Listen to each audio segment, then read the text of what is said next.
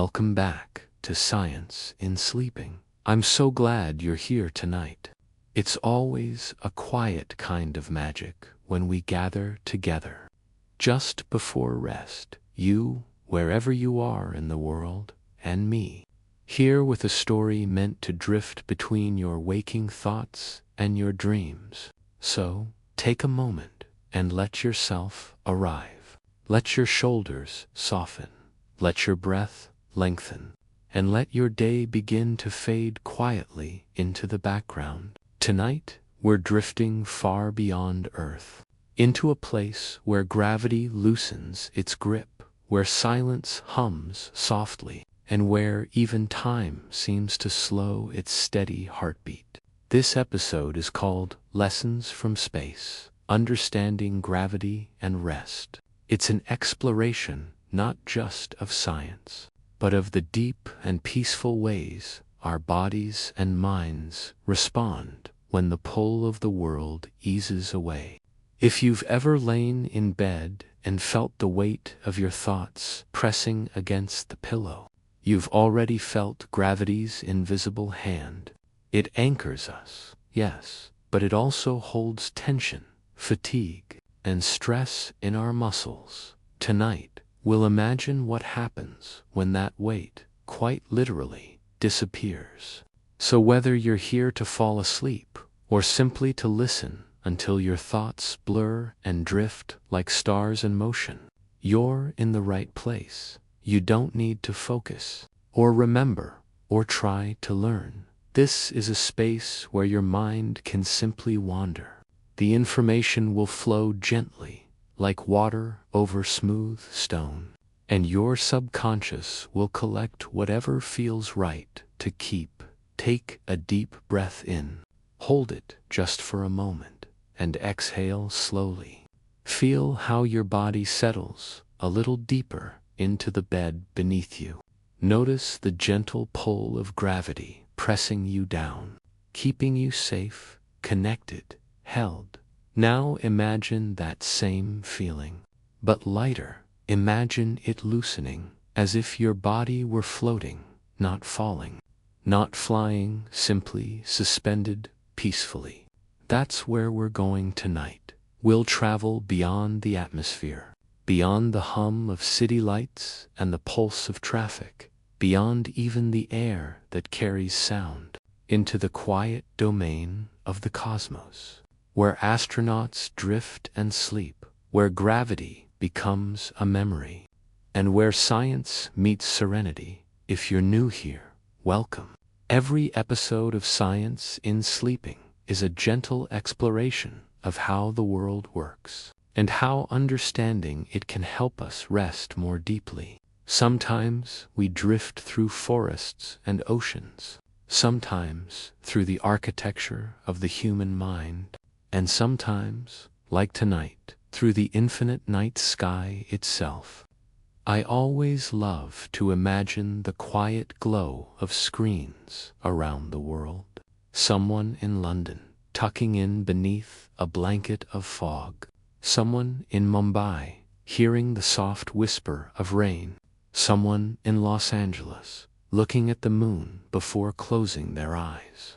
Maybe you right now are lying there, the room dim, the air cool, the hum of your world slowing down. Wherever you are, I'd love to know, what time is it where you are? What phase of night are you drifting through? This community is built on quiet connection, a shared intention to find calm, not through silence alone, but through wonder. So if you ever feel the world is heavy, remember, there are others listening right now, just like you, learning, relaxing, floating together in this moment of peace. You've done enough for the day. There's nothing more you need to do. No goals, no tasks, no to-do lists here. Your only job is to rest. And if your thoughts wander, that's perfectly fine. They can wander as freely as stars in orbit, each one drifting, glowing, moving slowly in the great cosmic lullaby of space. Now, As your eyes grow heavier, let's take one more deep, grounding breath in through the nose and out through the mouth. Let the sound fade into the quiet. Feel the rhythm of your heartbeat steady. You're safe, you're weightless, you're ready. Now settle in, get comfortable, and let's begin our journey into space, into rest, into understanding how gravity, that gentle, constant force, teaches us, even as we sleep. Have you ever wondered what really happens when you lie down and close your eyes? Not just inside your thoughts, but inside your body. How does the invisible force that holds oceans to the earth and planets in their orbits also cradle you to sleep? What does gravity have to do with rest, with the slow surrender of muscle and mind? And if gravity suddenly vanished, would sleep even feel the same?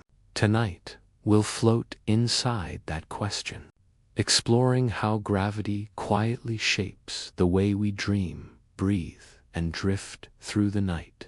Picture yourself standing at the edge of a quiet lake just after dusk. The air is cool, carrying the soft scent of pine and water. The surface of the lake reflects a single bright planet hanging low on the horizon.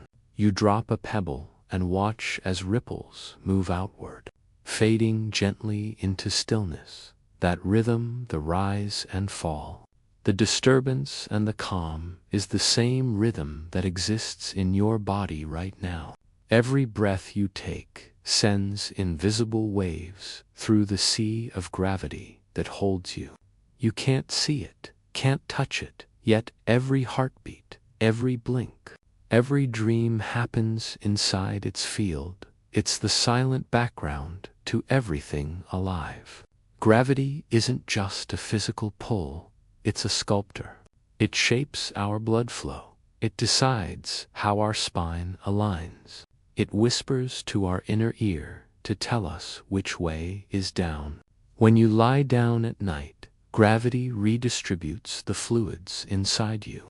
Your heart no longer has to pump against the full pull of your body's weight. That's why your pulse softens, your breathing slows, your blood pressure gently dips.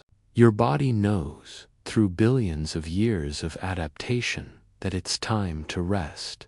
Did you know that astronauts, up in orbit, lose this signal without gravity?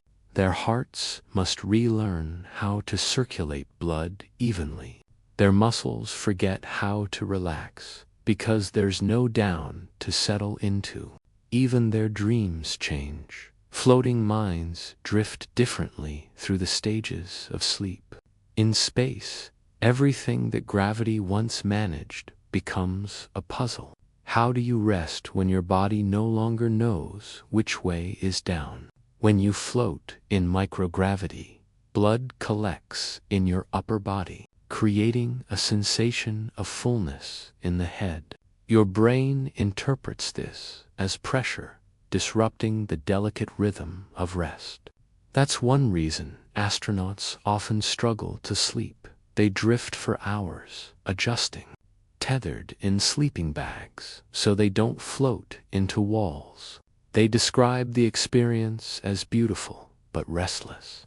Even in the soft hum of a spacecraft, the absence of gravity creates a strange awareness, a feeling that you are everywhere at once. It's as if the body is searching for the weight of comfort, the gentle tug that tells it, you are home, you are safe. You can let go. Here on Earth, we rarely think about gravity as comfort. We complain about its pull when we feel tired. But imagine lying down tonight and feeling the mattress meet your body. That meeting, that slow, even pressure is gravity's lullaby. It's your body confirming that you belong to this planet, that you are anchored, connected, part of the same force that keeps the moon circling, the tides breathing every night as you drift into sleep. Gravity is the quiet hand beneath you. steadying you against the infinite backdrop of space. There's something fascinating about how our inner balance, called the vestibular system, evolved under gravity's watch. Inside your inner ear are tiny crystals that respond to movement. When you tilt your head, they shift, sending signals that tell your brain where you are in space. Those crystals rely entirely on gravity. They fall, they settle, they whisper the story of your orientation. Without them, or without gravity's constant guidance, you lose the sense of down. Astronauts experience this. 2. Their brains adapt, slowly, to the absence of those tiny falling signals. It's why space travelers can feel upside down even when they're not. Their minds float untethered, much like dreams. Sleep itself mirrors this relationship as you drift into deeper stages of rest. Your brain waves slow, your muscles release. It's a surrender to gravity, a biological yielding. You stop resisting the pull of the world. Your body becomes heavy and your mind light. Every sigh, every slow exhale is a small act of trust. You let gravity hold you while your consciousness slips somewhere else. There's beauty in that surrender, the same beauty that defines orbit. Planets circling a star, not falling, not escaping, simply held in perfect balance. That's you, tonight, orbiting the quiet center of your own rest. Did you know that when babies are rocked to sleep, they're responding to ancient gravitational cues? The gentle motion reminds the brain of weight shifts, of falling and catching, of security and rhythm. It's the same neurological lullaby that's been playing since the first creatures learned to sleep under a sky. Even plants respond to gravity. Roots grow downward, guided by its invisible pull, a process called gravitropism. Leaves reach upward, sensing the tension between pull and release. Life, in all its forms, has learned to rest in gravity's arms, in microgravity. Scientists study something extraordinary, how sleep changes when that ancient embrace is gone. They find that REM sleep, the dream stage, often shortens, the cycles shift, the circadian rhythm grows confused. Without sunrise or sunset, astronauts depend on artificial light to tell their bodies when to rest. Some even listen to sounds from Earth, the rustle of leaves, the whisper of rain, to remind themselves of home. Imagine floating there, hearing your own breath echo softly against the silence of space. No weight, no floor, just you and your heartbeat. You would begin to understand gravity, not as a burden, but as a gift. The science of gravity and rest tells us something deeply poetic, that sleep is not escape, it's return. When we surrender to rest, we're aligning ourselves once more with the oldest rhythm in the universe, the one that keeps galaxies spinning, rivers flowing, and hearts beating. We are not separate from it, we are shaped by it. Even in dreams, our neurons fire under its quiet law. When we fall asleep, we are literally falling into gravity, into the Earth's embrace, and perhaps that's why falling asleep has always been the perfect phrase. There's a comfort in knowing that while your thoughts scatter into the infinite night, your body remains grounded, that even as your mind explores distant stars, you're anchored by the same force that birthed them. Gravity doesn't just pull, it connects, it binds, it whispers unity into every atom. It ensures that even in stillness, you are never adrift. So tonight, as you drift deeper into relaxation, feel the weight of your body, not as heaviness, but as belonging. each breath settling you closer to the earth that made you. Each moment of stillness aligning you with 1 billion years of rhythm and balance. You are part of that story, a small planet of consciousness held by a greater gravity. And in that connection lies peace. Soon we'll travel higher, beyond the quiet comfort of beds and blankets. We'll join those who sleep in space, who dream while orbiting the world they once stood upon, and we'll learn what happens to the body and mind when gravity finally lets go. But before we lift off, take a moment, breathe, and remember, the earth holds you gently. Even when you're not aware of it, it always has, and it always will. Have you ever imagined what it would feel like to close your eyes in space? To drift into sleep while the earth turns silently below you? A glowing sphere, suspended in black velvet. What would your dreams look like if there were no up or down? No gravity to press your body into the sheets. Only endless motion, soft and constant. Would your mind still know how to rest? Or would it wander, free and untethered, like the stars themselves? Picture yourself aboard the International Space Station, a silent cathedral orbiting hundreds of miles above the Earth, outside the windows. Space stretches in every direction, a canvas of ink and diamond dust. Inside, a low hum surrounds you, the breath of machines keeping you alive. Your sleeping bag is tethered to the wall. Floating slightly with each movement, you zip yourself in, not to stay warm, but to stay still, to prevent yourself from drifting gently into the ceiling or the airlock. You close your eyes, expecting sleep to come easily. But it doesn't, not yet, because your body no longer knows what down means. Here, in microgravity, even the act of breathing feels unfamiliar. On Earth, each breath sinks into your chest, guided by the weight of air and body. But in space, exhalation lingers, clouds of warmth that drift around your face like tiny ghosts. Your lungs work the same, but your senses disagree. Without the reassuring pull of weight, your brain whispers, you are floating. You might be falling, and yet you are perfectly safe, suspended in a stillness that feels both alien and divine. Astronauts often describe their first nights in orbit as restless. They drift for hours, their thoughts circling like satellites around the edges of wakefulness. Some say they feel as though their bodies are expanding, as if the boundaries between flesh and air have dissolved.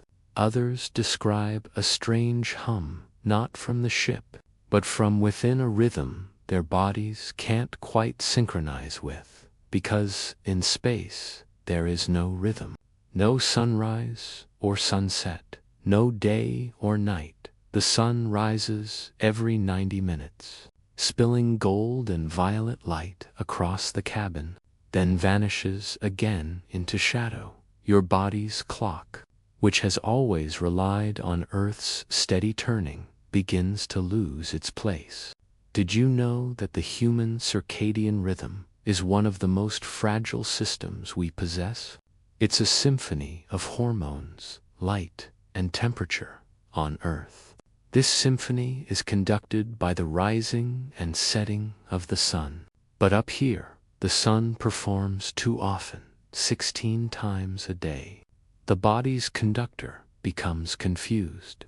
Melatonin release falters, cortisol rises, and rest becomes a puzzle without edges to solve it. Astronauts rely on artificial dawns and dusks, lights that dim and brighten on command. They wear visors that trick their eyes into believing it's night. They listen to the hum of quiet soundscapes, recordings of rainfall, wind, and heartbeat, all to remind their ancient biology that it's time to sleep. But there's more than biology at play here. There's wonder and fear when you float above the planet. Looking down through the viewing port, you see everything: the thin blue line of atmosphere, the continents glowing faintly beneath clouds, thunderstorms flashing like nervous systems across oceans. It's breathtaking and overwhelming. How can the mind rest when it's staring at the entire home of humanity? Some astronauts confess that their dreams are filled with Earth, vivid, pulsing, alive. They dream of running, of swimming, of rain falling on skin, because their bodies remember weight, pressure, gravity. Even while asleep, their minds try to recreate the feeling of being held. In the first few nights, something else begins to happen. A quiet transformation. The heart, once burdened by the confusion of fluid and balance, begins to adapt. Blood redistributes, finding new patterns. Muscles, once tense from resistance, start to soften, and the body begins to learn how to rest without the cue of down. It's almost poetic, as though the body is remembering how to float within itself. Even in the absence of gravity, life finds equilibrium. Sleep returns, not as a fall, but as a drift. There's a story about an astronaut, one who couldn't sleep for 3 days in orbit. Every time she closed her eyes, her mind filled with static. Her dreams came in flashes: the Earth, her family, a spinning compass that refused to point home. Then, one night, she decided to let go instead of resisting. She unzipped her sleeping bag just slightly and let herself float. Her body turned slowly, her fingertips brushing the air. And in that moment, she said, it felt like being inside a thought. The silence wrapped her. The stars blinked beyond the window. And finally, she slept. Her dreams were slow and silver. She said she dreamt of drifting through moonlight. And when she woke, the confusion was gone, replaced by calm. As if her mind had accepted that rest could exist even without the Earth's embrace. Scientists studying these patterns have learned something astonishing. Even though gravity is gone, the brain still simulates it during sleep. In REM stages, when the mind creates vivid dreams, neurons in the vestibular cortex, the part that senses motion and balance, remain active, as if the brain is pretending gravity exists.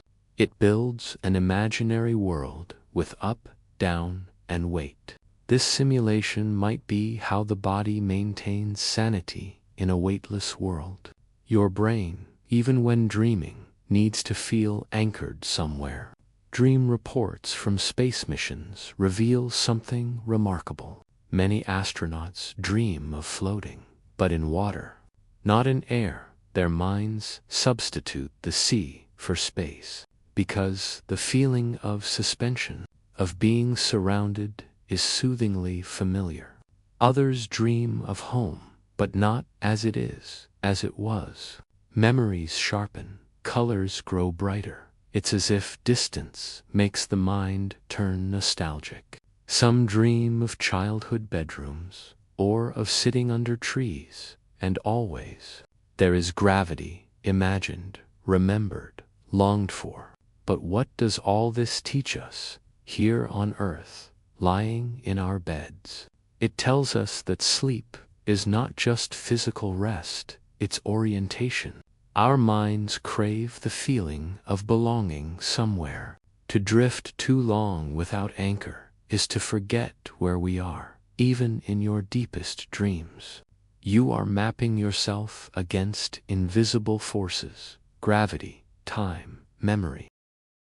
Each dream is a kind of tether, a reminder that you exist within the vastness, not separate from it, but part of it, when astronauts return home. The first night on Earth feels strange. They describe the heaviness of blankets as comforting, the pull of gravity as intimate. Even walking feels emotional, like reuniting with an old friend. Their dreams change too. The floating ends, replaced by running. Grounding, returning. Sleep becomes heavier, deeper, as if the body is drinking in weight again.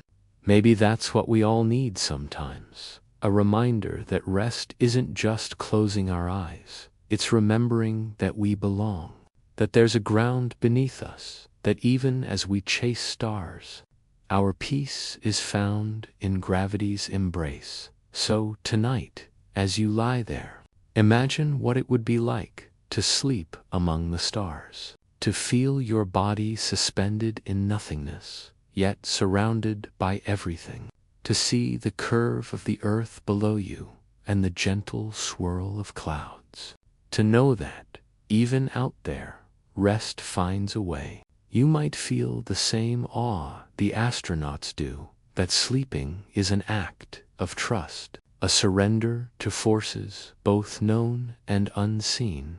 As your eyes grow heavier, think of those who drift right now above us, circling the planet every 90 minutes, sleeping between sunrises and sunsets that arrive too quickly to count. Their dreams carrying whispers of oceans, laughter, forests, and gravity. The same gravity that holds you even now. The same rhythm that connects you to them, to the earth, to the stars. All of us, dreamers in orbit, take a slow, easy breath. Let it fill you, then fade. You are floating, not in space, but in calm. You are weightless, yet completely grounded.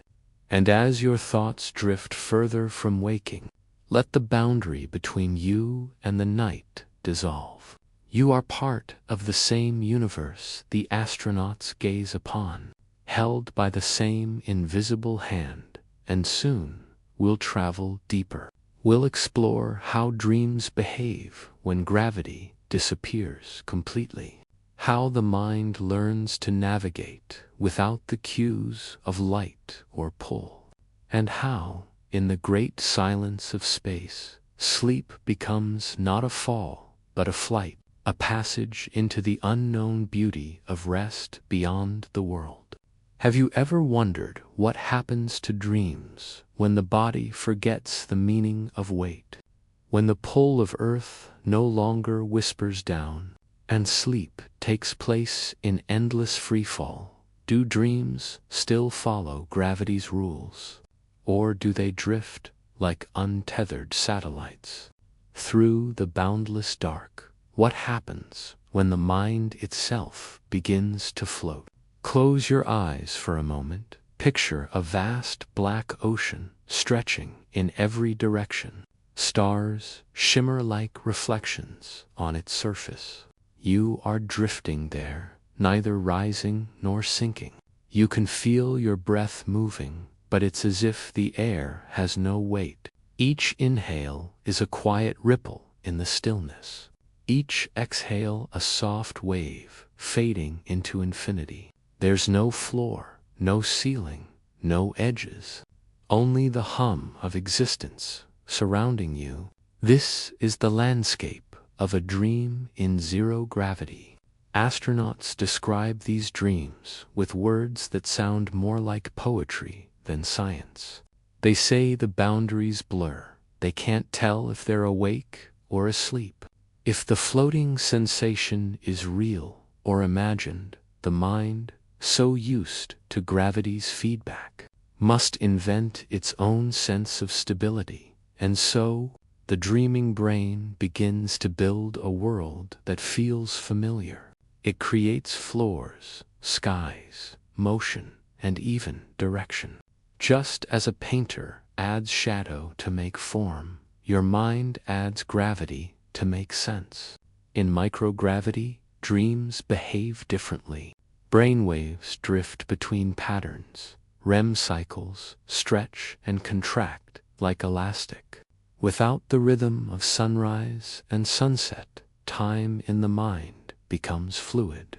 Astronauts might dream for what feels like hours, then awaken to discover only minutes have passed. Some awaken with tears on their cheeks, not from sadness, but from awe, because they have seen things that feel impossible to describe. They speak of light without source, of floating cities made of sound, of oceans that shimmer in the air, of music that bends through geometry, and always, always, a sense of endless motion. Did you know that scientists studying these reports found that microgravity may actually expand dream complexity? With the brain deprived of sensory feedback, it compensates by heightening imagination. The mind, it turns out, refuses to accept emptiness. It fills the void with beauty, with memories, with worlds in zero gravity. Creativity itself becomes a survival instinct, one astronaut said. My dreams became alive, not metaphors, not symbols, but living things. She dreamt she was gliding through a room, that she could hear the pulse of the magnetic field like a low, resonant song when she woke. Her heart was racing, her brain, in the absence of gravity, had created its own playground, an entire universe within her skull. And yet, for some, these dreams carry unease. Without the familiar pull of the earth, some dreamers report sensations of infinite falling. Not panic, but surrender, a soft, endless descent through light and memory. Others describe dreams where they are not bodies at all, only awareness drifting through sound. There's a peculiar truth hidden in this, that our sense of self, our feeling of I exist here, depends on being held. Remove that, and the mind begins to dissolve into everything.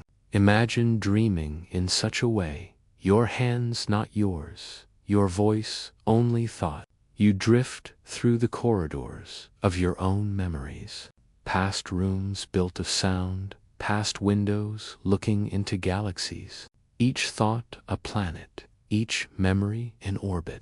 There is no falling, no standing, no direction, only endless expansion. Your body is gone, and yet you have never felt more real. This is how some astronauts describe it, a merging, a surrender, not frightening, but humbling, as if sleep itself has become a dialogue with the universe. Now, picture this. You're floating near the window of the spacecraft, eyes closed, breathing slow, you're asleep. But your mind is wandering far beyond, outside. The Earth drifts silently below, clouds glowing silver in moonlight. The Milky Way stretches like a river across black water. Inside your dream, you find yourself walking on that river of light. Each step ripples through galaxies. You look down, and the earth glimmers beneath your feet. You feel weightless, but whole. You are both dreamer and sky, both observer and star. Scientists call this phenomenon astral analog dreaming, a state where the dream self experiences space in symbolic form. The brain, trying to make sense of weightlessness, translates it into spiritual imagery, flying, floating, luminous landscapes, all reflections of the body's new condition. It's as if the subconscious whispers, if you can't stand on Earth, then you must learn to stand on stars. But there's something even stranger. Some astronauts have reported shared dream themes without ever discussing them beforehand. They dream of similar imagery: water suspended in air, glowing clouds, cities above clouds. Psychologists believe this might be due to environmental influence. A shared sensory deprivation leading to common archetypes. Yet others think it might hint at something deeper, a kind of collective dreaming born from shared awe. After all, when 6 humans live together above the earth, orbiting through night after night, their minds might begin to echo one another, like ripples meeting in still water. Here on earth, our dreams are tethered to gravity. They carry us through familiar landscapes, forests, oceans, corridors, streets. Even when we fly, there's always the sense of rising, falling, returning. Our dreams, in their way, respect the rules of physics, but in space, those rules vanish. The mind becomes a creator of new laws. It invents gravity when it needs grounding, and erases it when it craves freedom. Perhaps this is what dreaming truly is, the rehearsal of infinite possibilities. Did you know that even the position of the body changes the nature of dreams? On Earth, sleeping on your back often brings more vivid, lucid dreams because the brain receives fewer sensory cues. Your body feels almost suspended, closer to the zero-gravity condition. In this way, astronauts are always dreaming on their backs, always floating, always on the edge of lucidity. It's no wonder they report more awareness inside their dreams. Their waking and sleeping realities are both forms of drifting. So the border between the two becomes paper-thin. One astronaut, on her 3rd mission, described a dream she called the mirror orbit. In it, she floated outside the station and saw a second version of herself drifting nearby. The reflection smiled but didn't speak.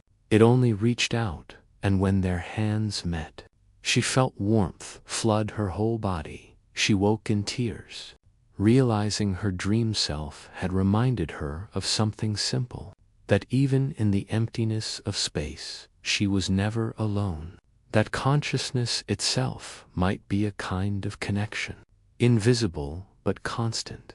These dreams aren't just poetic. They teach us something essential, that the boundaries between body, mind, and universe are far thinner than we imagine. When gravity disappears, the illusion of separation fades too. We begin to experience what physicists describe as field continuity, everything connected, everything vibrating within the same invisible fabric. Dreams in zero gravity might just be the subconscious feeling that truth directly, not through equations, but through a. So what does that mean for you, lying there now, eyes half closed? Listening, breathing, floating just on the edge of sleep. It means that every dream you've ever had, every sensation of flying, floating, or falling, is your mind practicing the physics of freedom? It's rehearsing what it might feel like to exist beyond the boundaries of the body, to drift safely within the vastness, and yet always find your way home. You don't have to be an astronaut to dream beyond gravity. All you need is stillness. Because when the world grows quiet, your mind begins to expand. It becomes a night sky, infinite, unbound. Thoughts become constellations. Memories orbit softly like moons. And somewhere inside that cosmic calm, you begin to dream not of escape, but of belonging. Gravity, you see, doesn't end where space begins. It fades, but never vanishes. It reaches endlessly, faint but faithful, just like the pull that tethers you to your dreams. No matter how far your thoughts wander tonight, you are still held, still safe, still connected.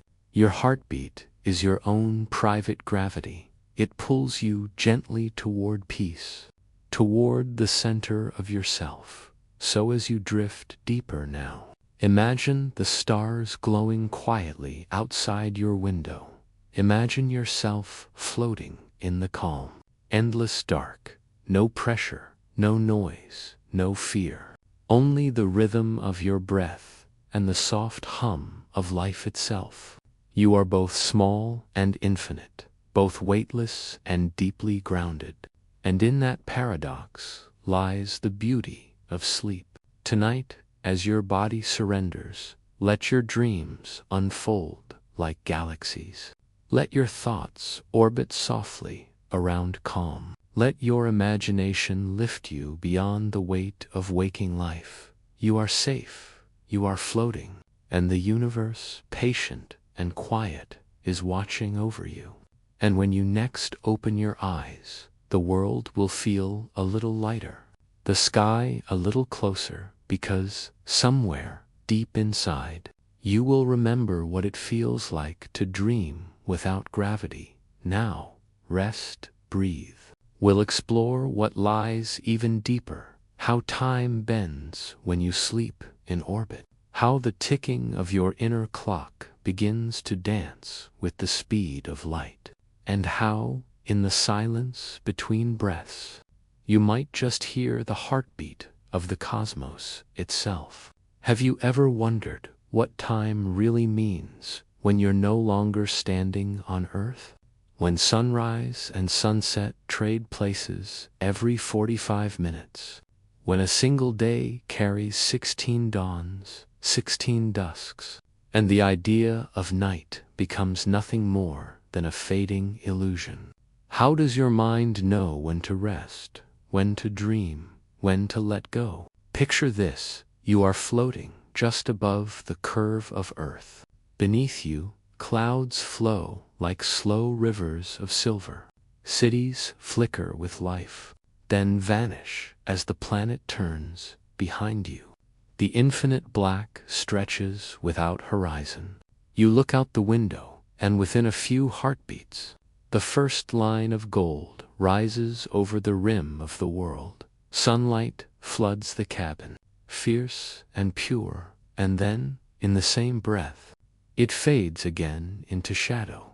You drift through this rhythm again and again, 16 times before you sleep, 16 more before you wake. For astronauts, this is not poetic exaggeration, it's the truth of orbit, a cycle that shatters the body's ancient sense of time on Earth. Your sleep follows a quiet conversation between light and darkness. The sun tells your brain when to wake, the night tells it when to rest. But in space, there is no such whisper, only relentless brightness and the unending hum of machinery. In this place beyond night, the body must learn a new rhythm. Scientists call it circadian adaptation, a reshaping of the biological clock when Earth's rotation can no longer be trusted. Your body, stubborn and loyal, still tries to keep the old pattern. It releases melatonin when it thinks the sky should darken. It raises cortisol when it believes the sun should rise. But here, in orbit, those cues are broken. The eyes see too many sunrises. The skin feels too little gravity. The brain floats in confusion, searching for an anchor in an ocean of time. Did you know astronauts often feel time dissonance, a state where minutes stretch like hours, and hours collapse into seconds, because, in space, the brain loses its reference points. There is no morning coffee warmth, no evening chill, only perpetual drifting through shadow and flame. To fight this, scientists created the artificial day, a schedule of lights that mimic dawn and dusk, a false sky built of LEDs, white for morning, amber for twilight. In this digital sunrise, astronauts find sleep again. They teach their bodies when to surrender. They recreate the illusion of time, but even with this careful choreography, something strange happens. dreams begin to stretch. Some astronauts report that their dreams last far longer than before, even though, in measured sleep cycles, they remain the same length. Time inside the dream slows, thickens, expands. It's as if the mind, craving balance, begins to build its own rhythm, an inner orbit, perfectly synchronized with its own heartbeat. Close your eyes and imagine you're drifting in your sleeping pod, strapped loosely so you won't float away. Outside, the earth rolls silently below. The lights of continents flash like breathing patterns. The hum of life support systems surrounds you, steady, mechanical, almost alive. Your eyelids grow heavy. Your breath slows, and then something happens. Time bends. The seconds lose their edges, and you begin to dream. You find yourself walking through a city suspended in midair. The streets curve around you like ribbons of glass.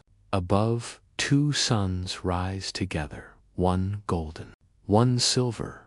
They move too fast, orbiting one another like dancers. Their light pulses through you, and suddenly you understand this dream is your brain's attempt to translate the 16 dawns you see each day. It has turned time into art. It has built beauty out of confusion.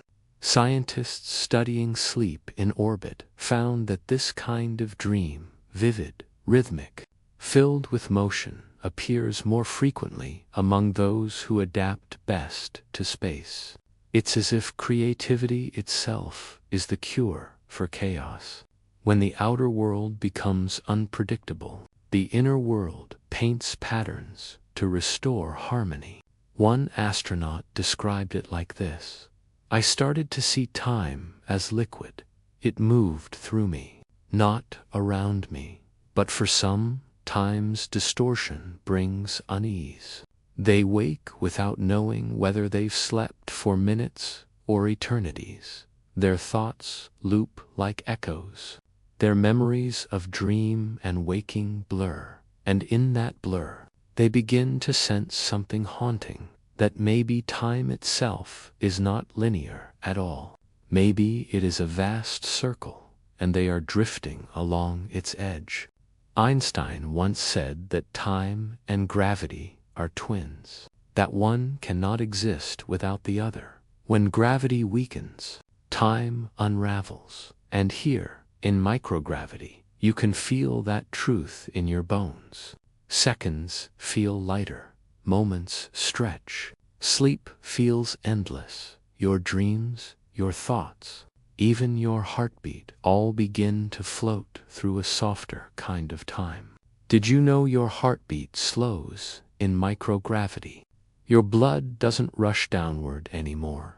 It flows evenly, softly, through every vein.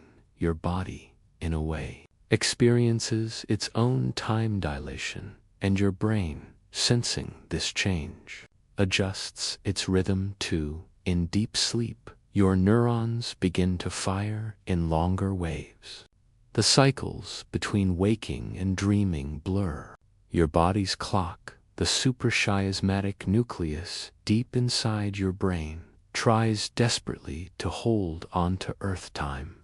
But it can't, because you are no longer bound to the same spin. You are orbiting faster than your mind can count, and yet something miraculous happens. After days of disorientation, after nights of confusion, your body finds a new kind of balance. A rhythm not tied to sunrise or sunset, but to your own breath, to the gentle rise and fall of your chest, to the quiet hum of your pulse, to the subtle vibration of the ship. You become your own clock, your own time zone. Your sleep becomes not a reaction to darkness, but a communion with stillness. There's something deeply spiritual in that, because it means that time, as we know it, is not a ruler but a rhythm, not a chain but a song.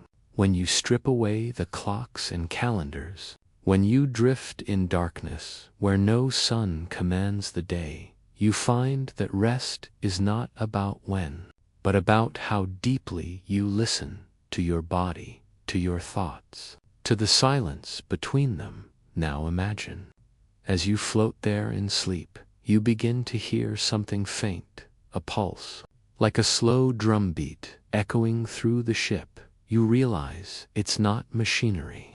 It's your own heart syncing with the rhythm of the orbit.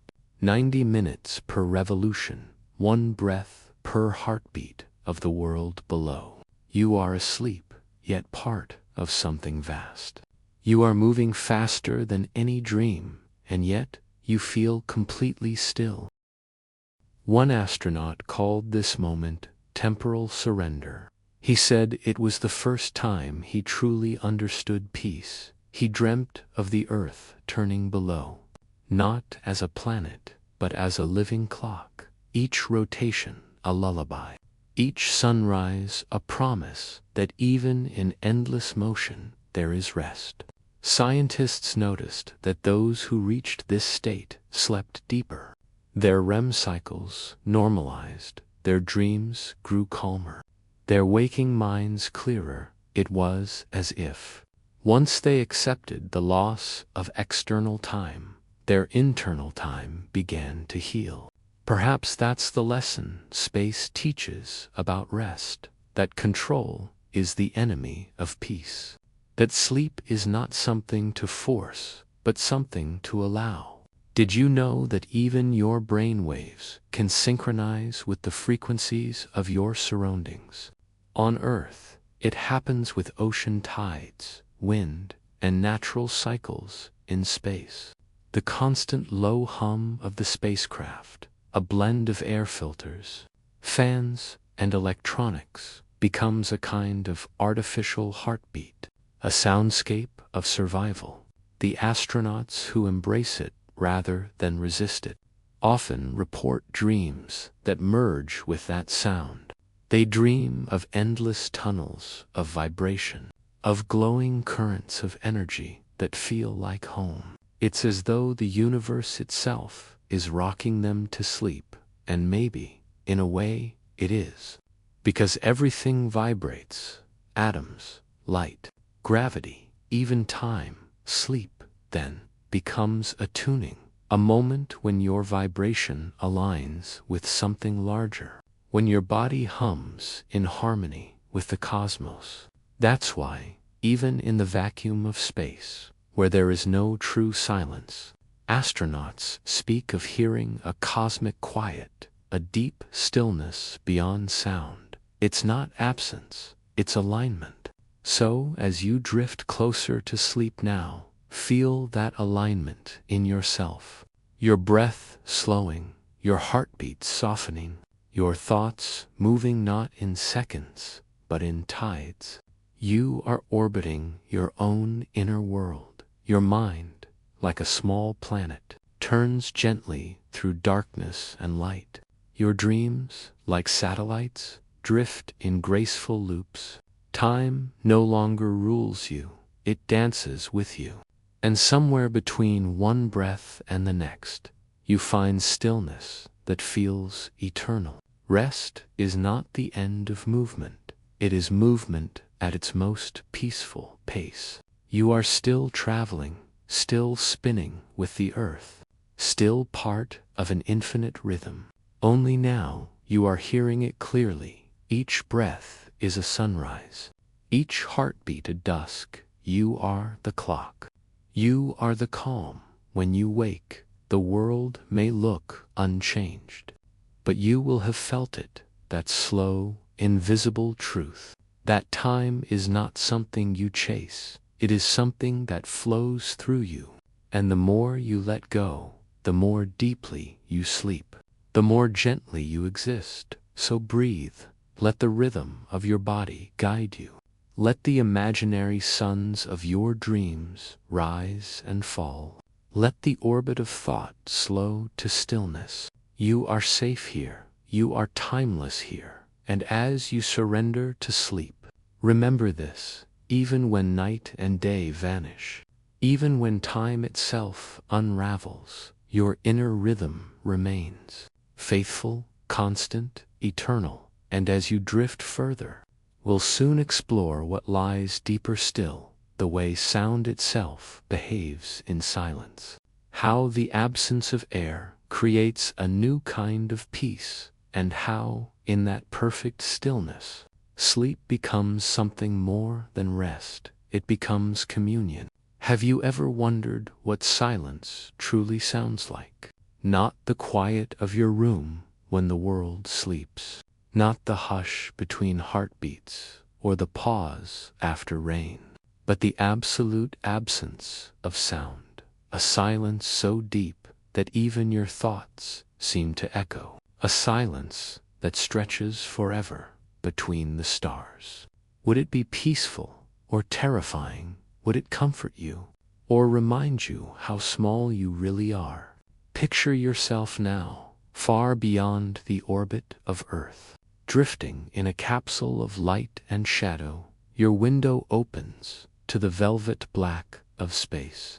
No wind, no waves, no rustle of leaves or whispers of life. Only an endless sea of stillness. The stars shimmer like ancient embers, cold, unmoving, yet alive in their distance. Your breath fogs the glass for a moment, then disappears. You realize, in this place, sound has nowhere to go. There is no air to carry it, no vibration, no echo. The universe around you is utterly, perfectly silent. It's strange to think that space, this vast expanse filled with stars and galaxies, is a world without sound. On Earth, we are surrounded by invisible symphonies.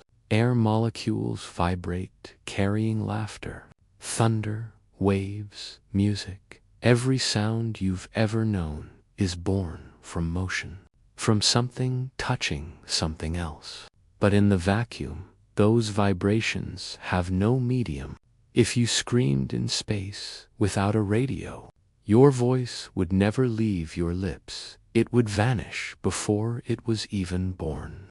And yet, this silence is not emptiness. Scientists know that deep within this void, there are waves, light waves, magnetic waves, gravitational ripples, vibrations so subtle that no ear could hear them. But if you could translate them into sound, the universe would hum with 1,000 tones, the echo of black holes merging, the whisper of solar winds grazing distant planets, the deep, slow bass of galaxies colliding. All of it exists, a cosmic music playing on a scale beyond human hearing. Astronauts describe space as loud with silence. Inside the spacecraft, they hear only the hum of systems, fans, oxygen pumps, the heartbeat of machines. Outside, there is nothing. That nothing becomes something after a while, a presence, a pressure of absence. It presses against the mind like a deep-sea current. You begin to notice your own heartbeat, your pulse in your fingertips. Your breathing becomes a rhythm. You start to listen to yourself, and in doing so, you start to hear the universe within you. Did you know the human ear never truly stops listening? Even in sleep, it waits, filtering out danger, whispering safety into dreams. It's part of why we can sleep through a storm, but wake at the soft sound of our name.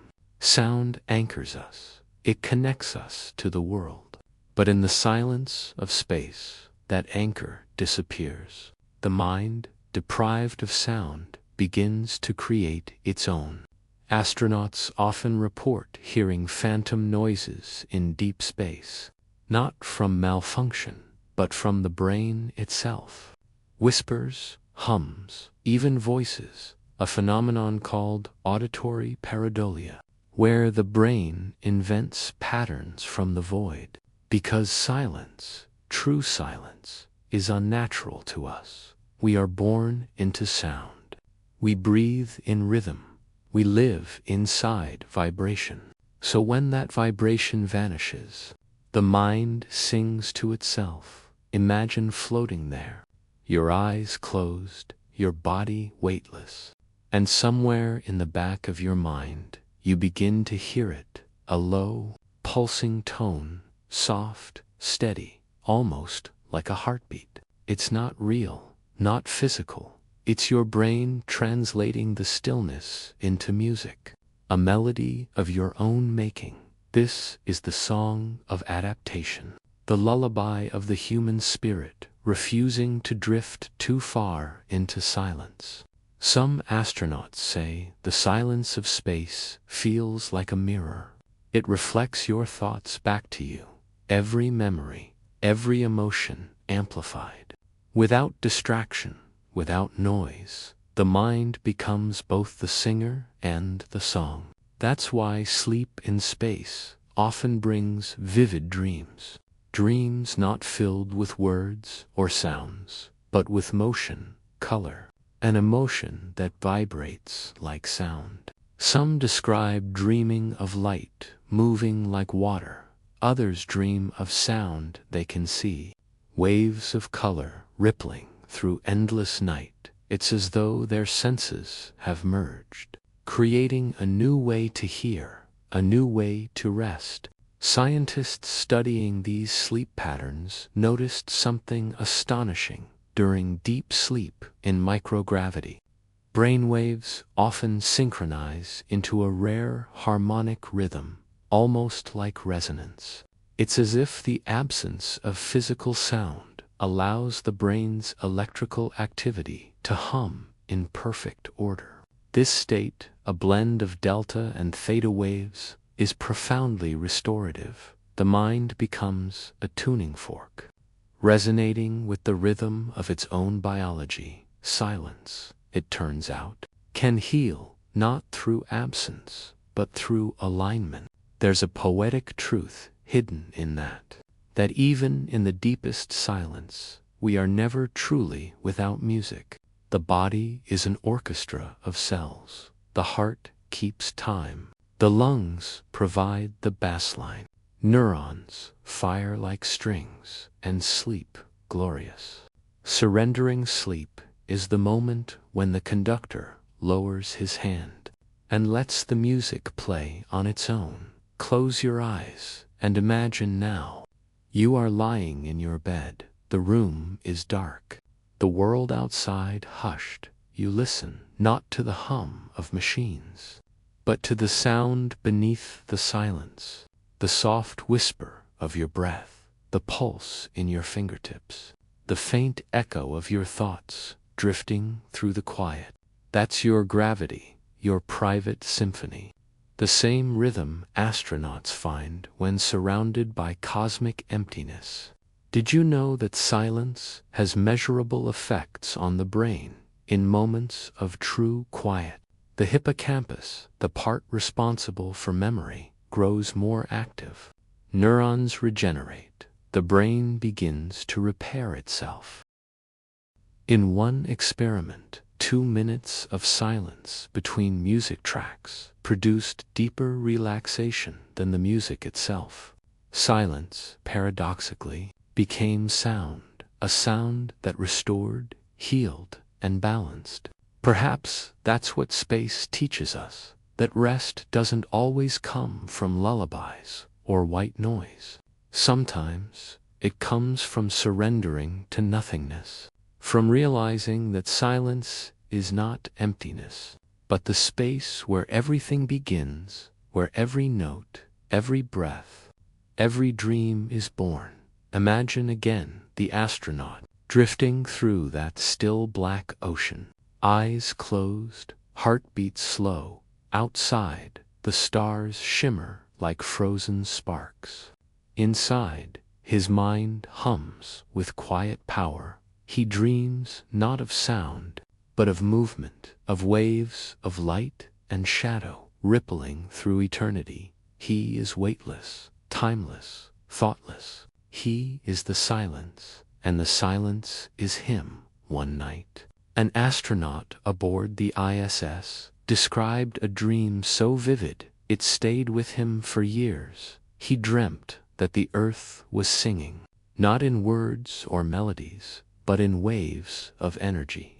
He could feel it, a low, resonant tone that filled everything when he woke. He realized that while space had no sound, the planet below had never stopped singing. Radio waves, storms, magnetic fields, all vibrating.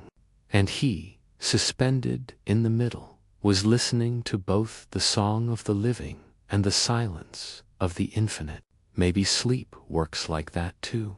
Maybe when you drift off, you are standing at the edge between sound and silence, between the chaos of thought and the stillness of surrender. Your body sinks, your mind expands, and somewhere in that in-between you find harmony, the kind that doesn't need words. The more you listen to silence, the more it speaks. It tells you that stillness is not the absence of life. It is life resting, preparing, breathing quietly. Even the stars, in their long burn, have moments of rest, moments of cool calm before their next great flare. Perhaps, in our sleep, we mirror that universal rhythm, burning bright by day, cooling softly by night, becoming part of the endless pulse of creation. So, as you lie here now, listening to the soft quiet that fills your room, remember that silence is your ally, not emptiness, but invitation. It asks you to slow down, to match its rhythm, to become still enough to feel the music that never stops. Your heartbeat is your drum, your breath, your melody, and the space around you, that's your cosmos. Silent, vast, and alive with the hum of being. In the next moments, let your breath grow softer. Let the silence grow deeper if you listen closely.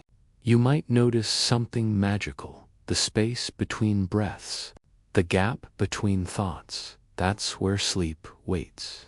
That's where peace begins. That's where the universe hums quietly, reminding you you are never alone in the silence. You are part of it, a note in its eternal song. Soon we'll drift even deeper into the hidden science of dreams themselves. We'll explore what your brain sees when you close your eyes, and how the cosmos might shape the stories you see at night. But for now, let the silence between stars hold you. Let the hum of your own body cradle you. Let your thoughts dissolve into the vast and rest deep, weightless, eternal, because the greatest sound in the universe is the quiet rhythm of your own existence. And tonight, it plays just for you. Have you ever wondered where dreams come from? Not just why we dream, but where they are built. What hidden place inside your mind designs entire worlds from shadows? What secret architect takes memories, emotions, and stray fragments of thought and turns them into galaxies, conversations, and impossible skies? Have you ever felt, while dreaming, that the world around you was not just imagined, but remembered? As if you were returning to a place you had already lived. Close your eyes now. Imagine drifting deeper, beyond the quiet of your breath, beyond the stillness of your body, down into the soft hum of your brain, billions of neurons flickering like stars, electrical storms sparking in perfect synchrony, each pulse of light, a memory, a thought, a fragment of feeling. Together, they form constellations of meaning. Your mind, right now, is a miniature universe, and dreams are the galaxies it builds each night. When you fall asleep, your brain doesn't turn off, it transforms. The regions that process logic and reason dim, while the emotional centers, the amygdala, the hippocampus, the visual cortex, light up like fireworks. It's as if the gatekeepers of reality step aside and the artists come out to play. Your subconscious begins to paint, using memories as brushstrokes, fears as shadows, desires as color.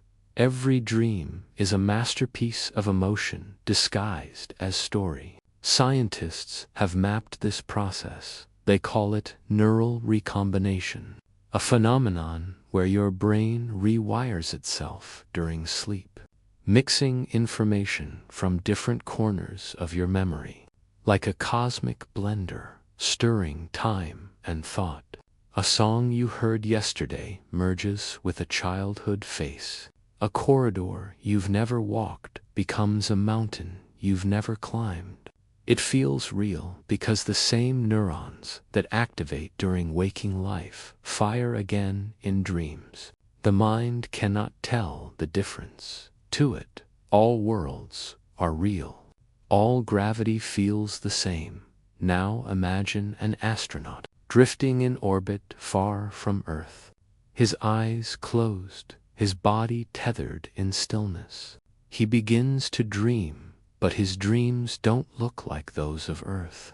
They stretch differently. Colors move with strange rhythm. Gravity doesn't hold form the way it should. Objects drift, float, dissolve, because his brain, freed from gravity, has begun to construct a new architecture. One that obeys not the rules of the body, but the rhythm of space. NASA researchers once recorded the sleep EEG patterns of astronauts aboard the ISS. They discovered something extraordinary. During REM sleep, the stage when we dream, their brain waves showed increased theta activity, a sign of deeper internal visualization. Their dreams were longer, more vivid, and often set in zero gravity. Even the mind, it seems, learns to float.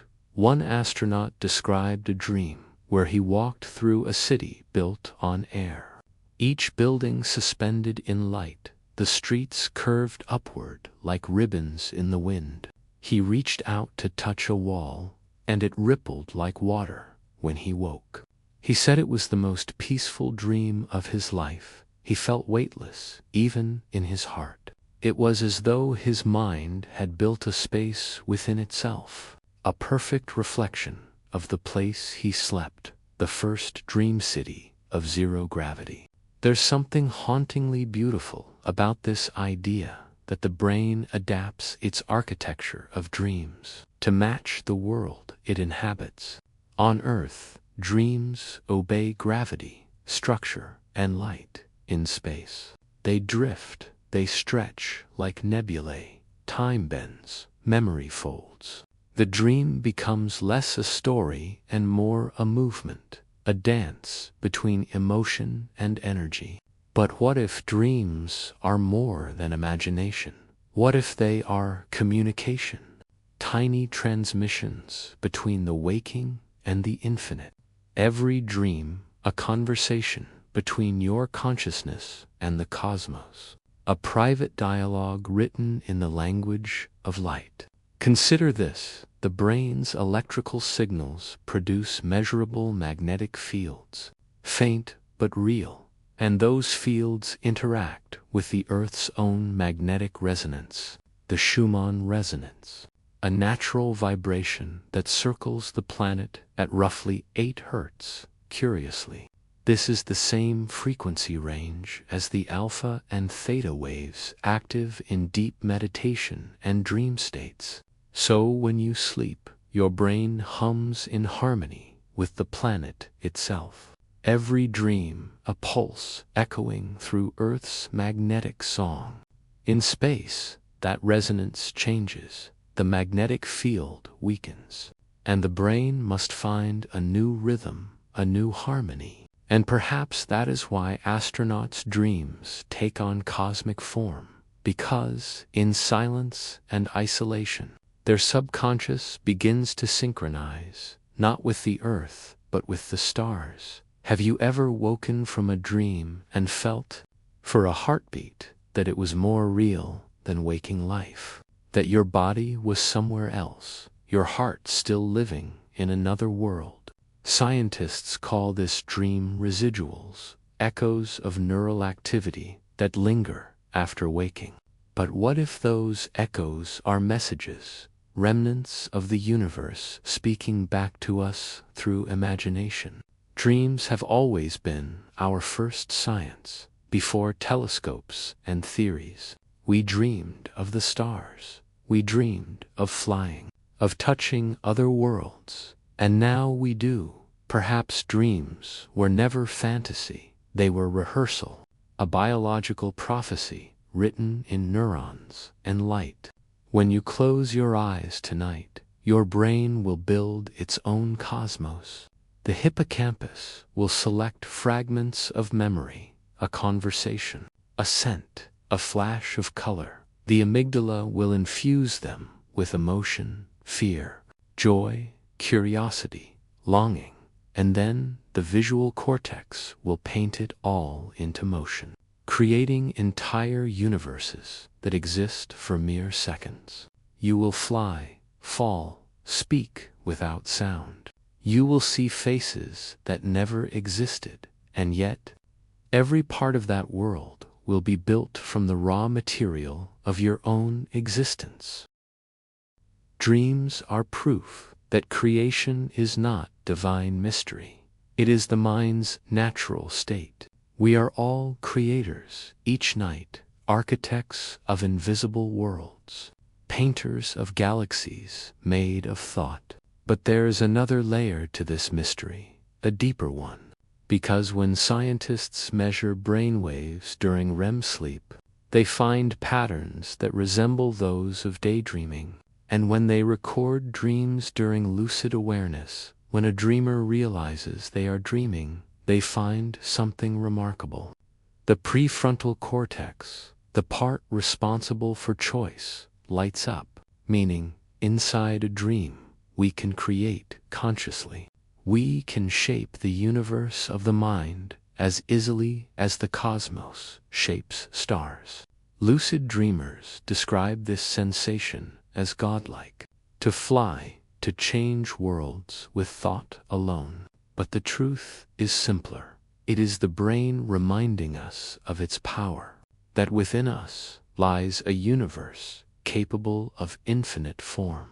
And perhaps that's the true science of sleeping. That rest is not the end of awareness, but its transformation. A different kind of exploration, not of planets, but of the self. Now imagine again, you are floating through your dream.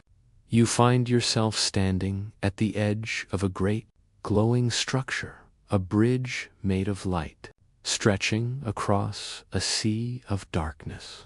You walk upon it, and with each step, the stars beneath you rearrange.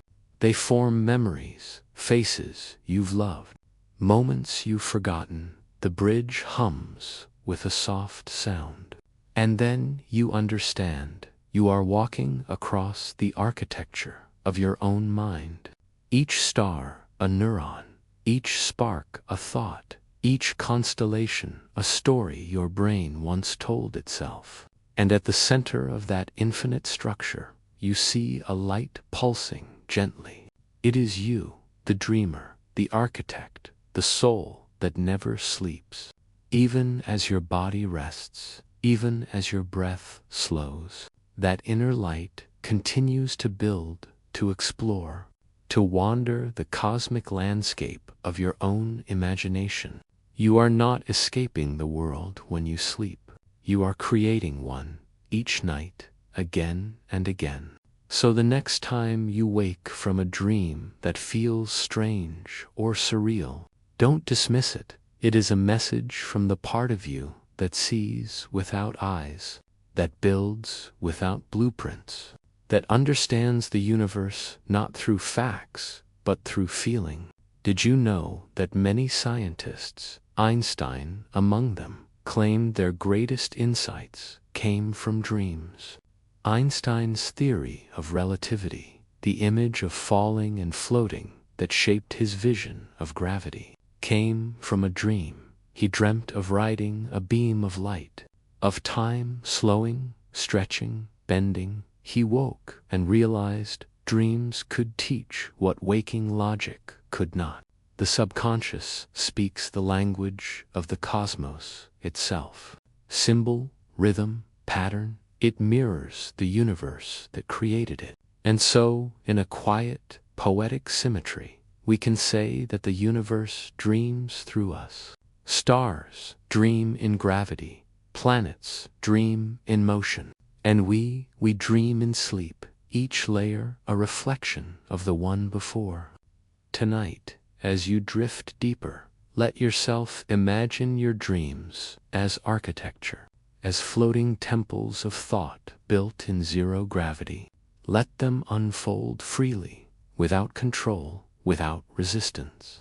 You don't need to understand them. Just wander through them, walk across their light bridges, swim through their clouds, feel their music, and know that in doing so, you are exploring a universe as vast as the one beyond your window. Because the same physics that governs the stars governs the firing of your neurons. The same balance of energy that shapes galaxies shapes your thoughts. And the same silence that fills space fills the quiet of your sleep. You are not small. You are not separate. You are a fragment of the universe dreaming itself awake.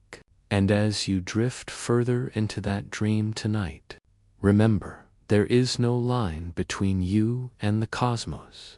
Only a rhythm, a shared heartbeat, a luminous architecture of thought and time. Forever building, forever becoming, forever dreaming. Now rest, breathe. Let your mind paint the stars. Let your dreams rise like worlds. And drift, weightless, endless, eternal, because even the universe sleeps, and tonight it dreams through you. Have you ever felt that fragile moment when you're not sure if you're awake or still dreaming?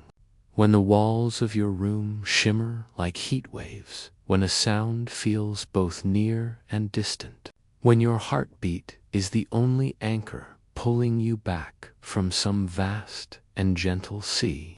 It's the edge of consciousness, the twilight shore between the dreaming brain and the waking mind, a place both real and unreal, and perhaps the most mysterious of all. Imagine lying there, your body motionless, your eyelids heavy but trembling, your breath shallow, rhythmic. You can feel the pull of gravity, but it's softer. Almost as if the planet itself is exhaling. You are half here, half elsewhere. The air vibrates faintly, a hum too subtle to name. It's in that hum that consciousness flickers like a candle, and your mind begins its slow return from the infinite. Scientists call this in-between state hypnosis, a curious neurological corridor that links sleep. In this state, the brain's alpha waves fade into theta. Logic loosens its grip. Visuals bloom without control. Sounds appear from nowhere. You are neither asleep nor awake. You are drifting in the neutral gravity of consciousness. Astronauts experience this too, but differently, in orbit, without the pull of Earth. Their sense of up and down disappears when they drift into hypnagogic states. They describe sensations of falling upward or of the body expanding until it feels as wide as the station itself. The boundaries between me and space dissolve. In that strange floating limbo, they say their thoughts begin to echo, as if their minds had more room to move, more silence to fill, back on Earth. Our version of this experience is smaller, but no less cosmic. The moment before sleep, when images flash like tiny meteor showers.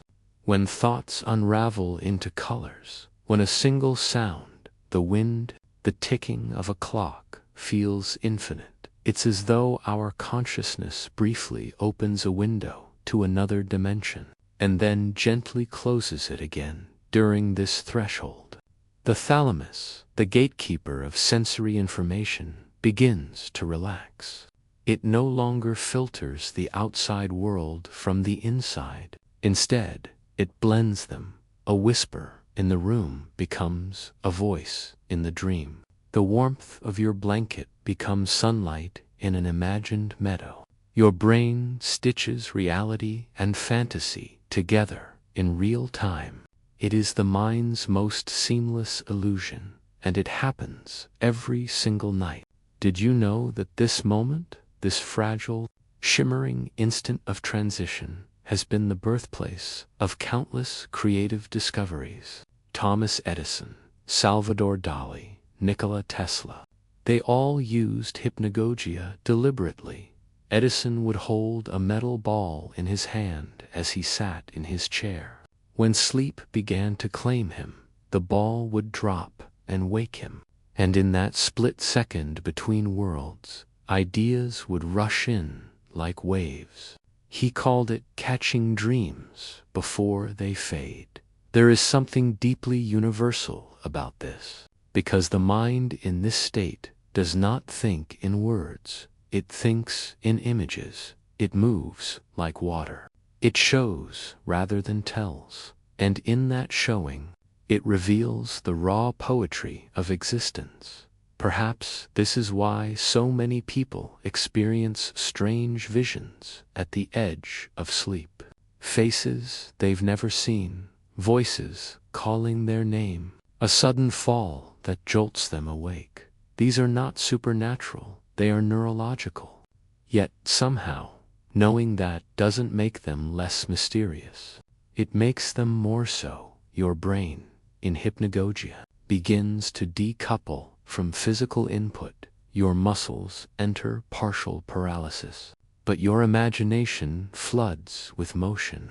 The body cannot move, but the mind travels, floating through landscapes made of thought. Each second stretches, bends.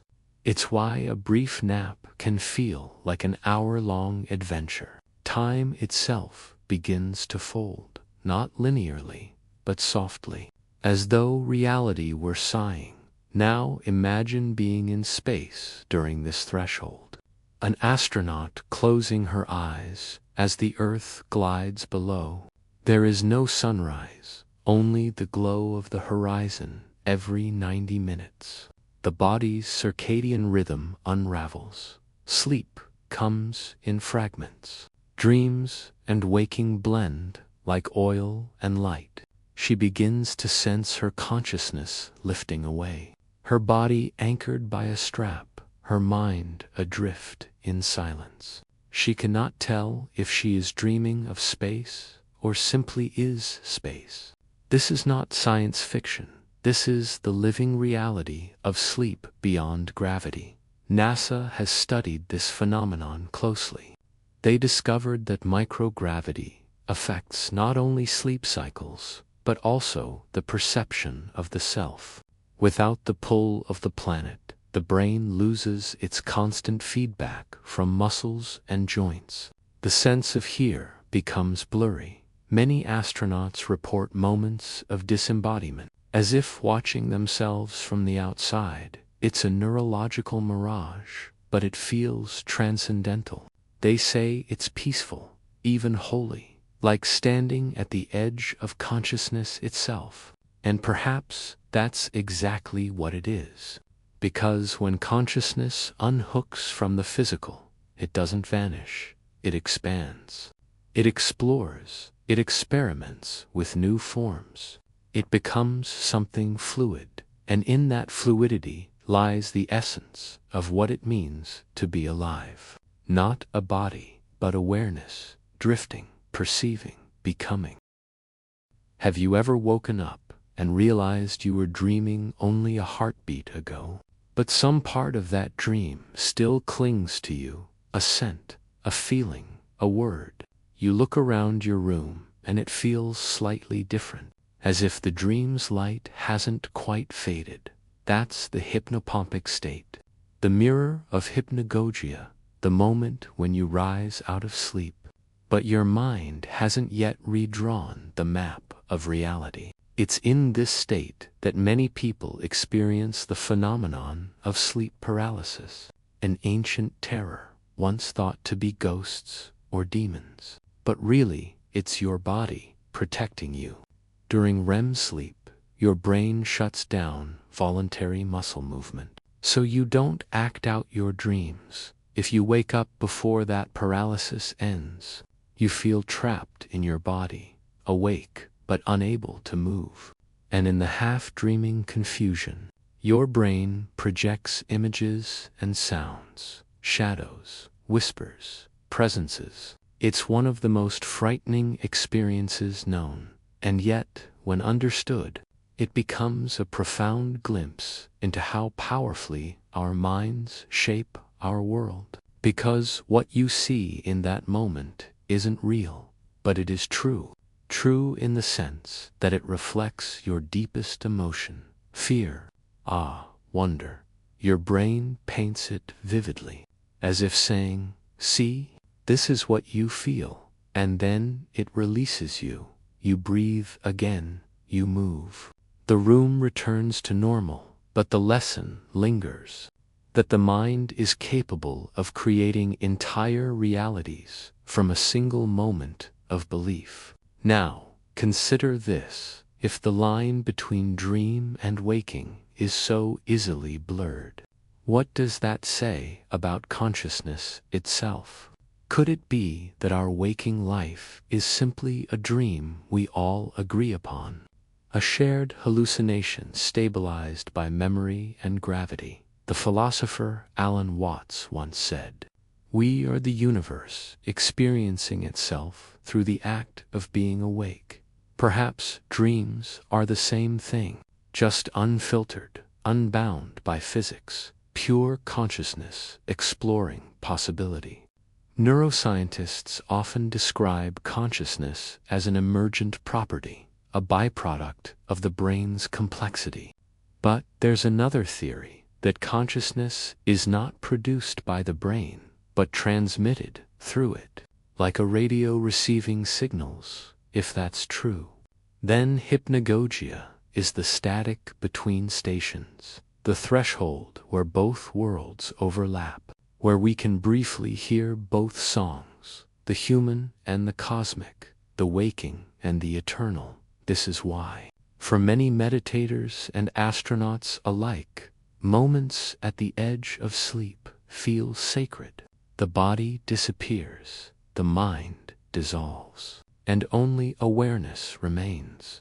It's not death, it's not dreaming, it's something between, something ancient, as if consciousness is remembering what it was before it was human.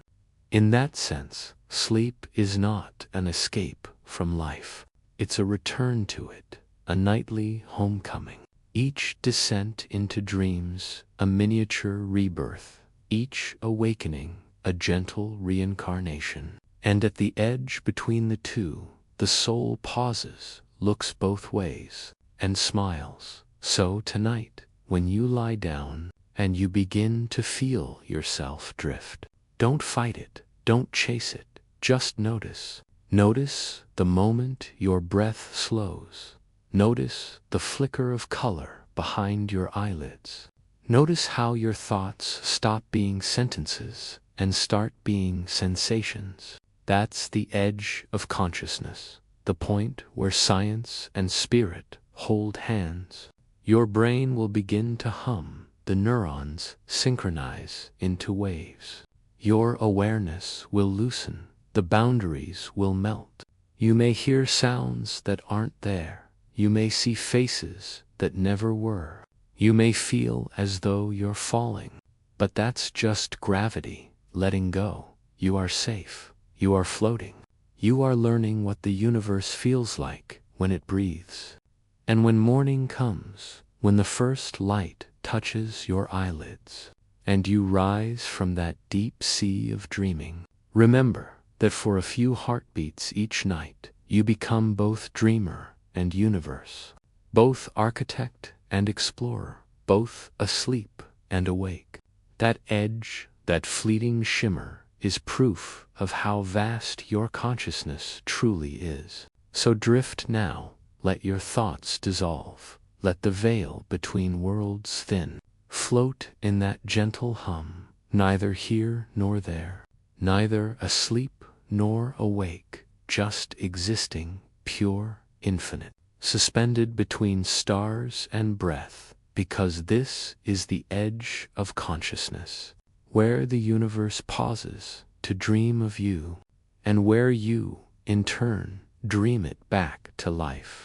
Have you ever wondered where your memories go when you fall asleep? Do they wait quietly, folded into the soft corners of your mind? Do they drift like satellites, circling the moment you call now? Or do they dissolve and rebuild themselves in secret, changing ever so slightly each night, so that the person who wakes in the morning is never quite the same as the one who fell asleep? Memory has its own gravity. It pulls at you even when you dream. It shapes your sense of self. It keeps you tethered to time. And yet, in sleep, that gravity loosens. The past begins to float. Moments from childhood rise beside fragments of yesterday. Faces blur, voices echo. The brain becomes a silent sea where memories drift weightlessly. And in that slow orbit, something beautiful happens. You begin to heal. Scientists once believed that sleep was merely rest for the body. But now we know it is far more. It is the stage upon which memory performs its nightly ritual. Every night, your brain takes the chaos of your day, the laughter, the arguments, the small victories, and hidden regrets, and files them carefully into the library of the self. This process is known as memory consolidation, a delicate dance of neurons, a symphony of chemical whispers. While you dream, the hippocampus and neocortex exchange information in rhythmic pulses. It's as though the brain is uploading its day to the cloud of the soul. In a way, you could say that dreams are memory in motion, not static, but alive, rearranging, recombining, transforming fragments into meaning. This is why you sometimes dream of things you've never consciously noticed. A stranger's face glimpsed once in a crowd. A smell from a place you cannot name.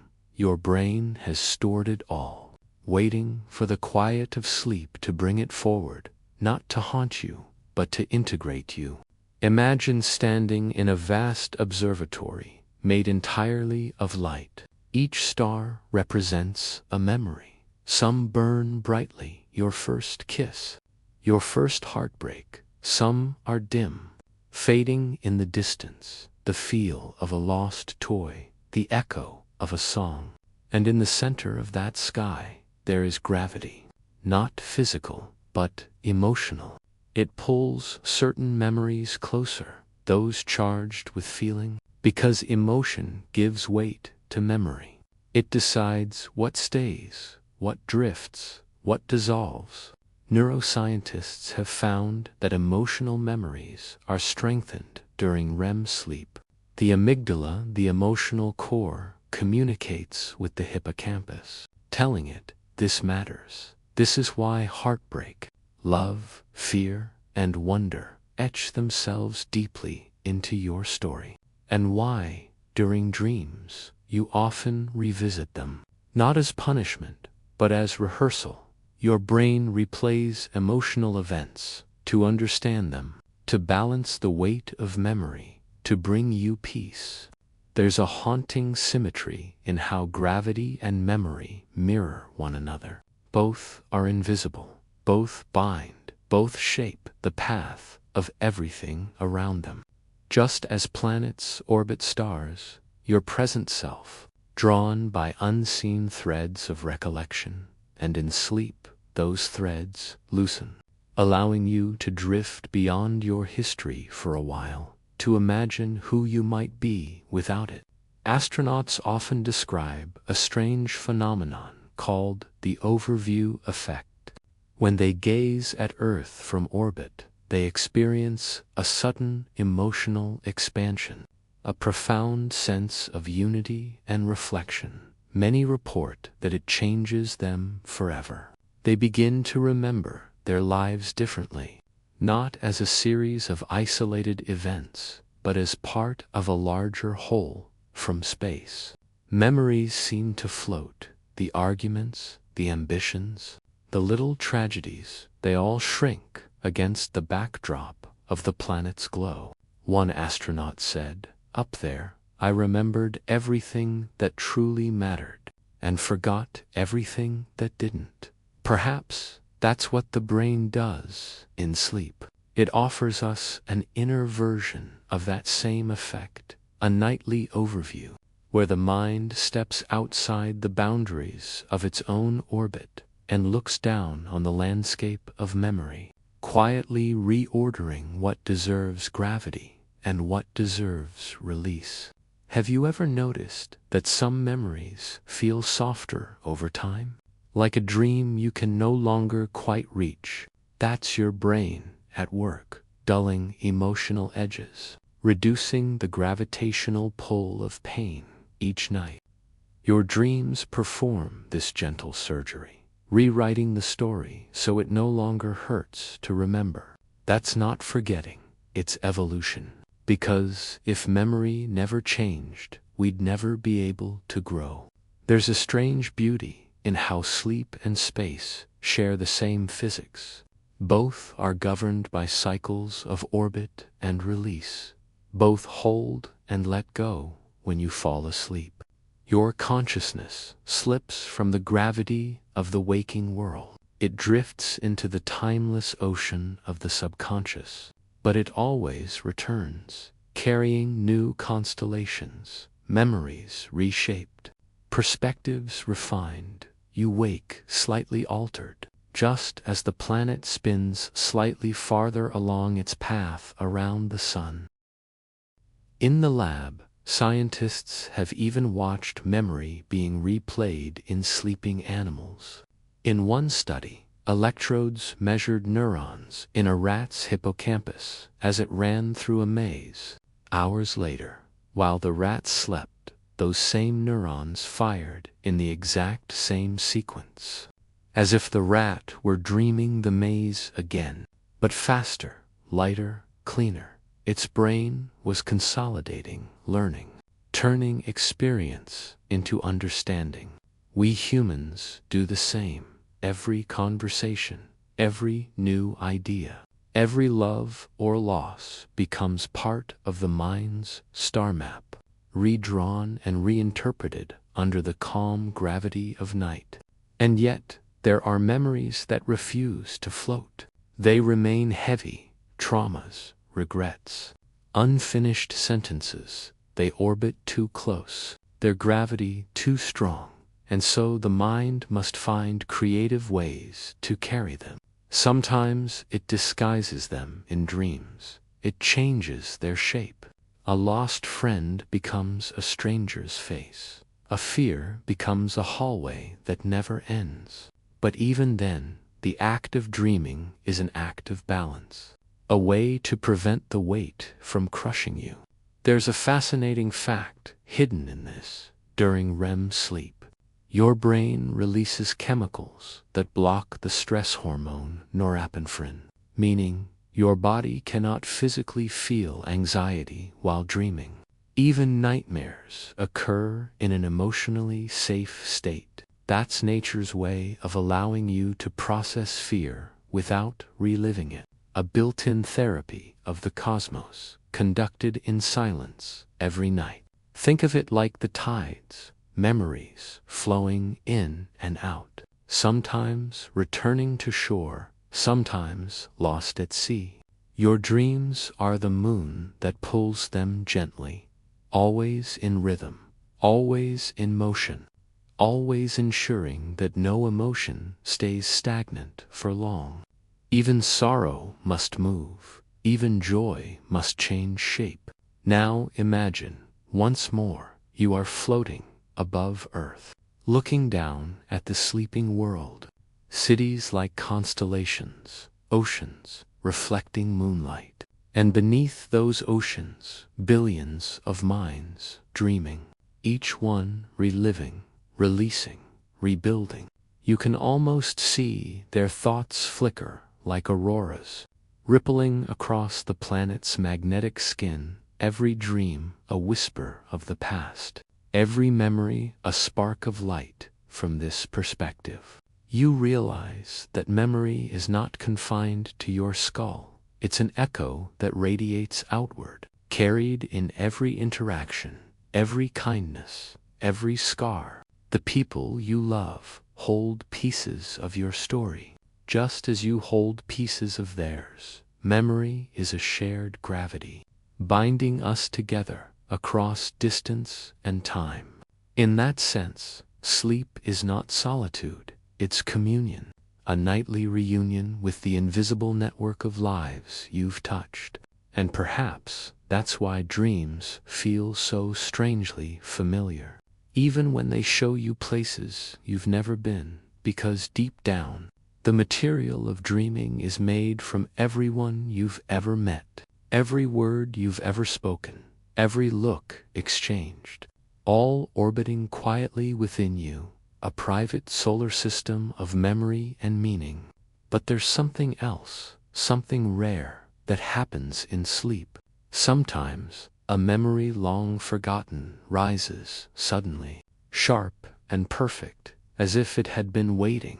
Scientists call this spontaneous retrieval. It's the brain's way of reweaving its story, a reminder that no memory is truly lost, just resting in a slower orbit. This brings us to the most profound mystery of all. If the brain reshapes memory every night, then who are we? If every dream edits our story, then is identity not fixed, but fluid, a pattern being rewritten endlessly. Perhaps we are not defined by what we remember, but by how we continue to remember, not the content, but the rhythm, not the snapshot, but the song.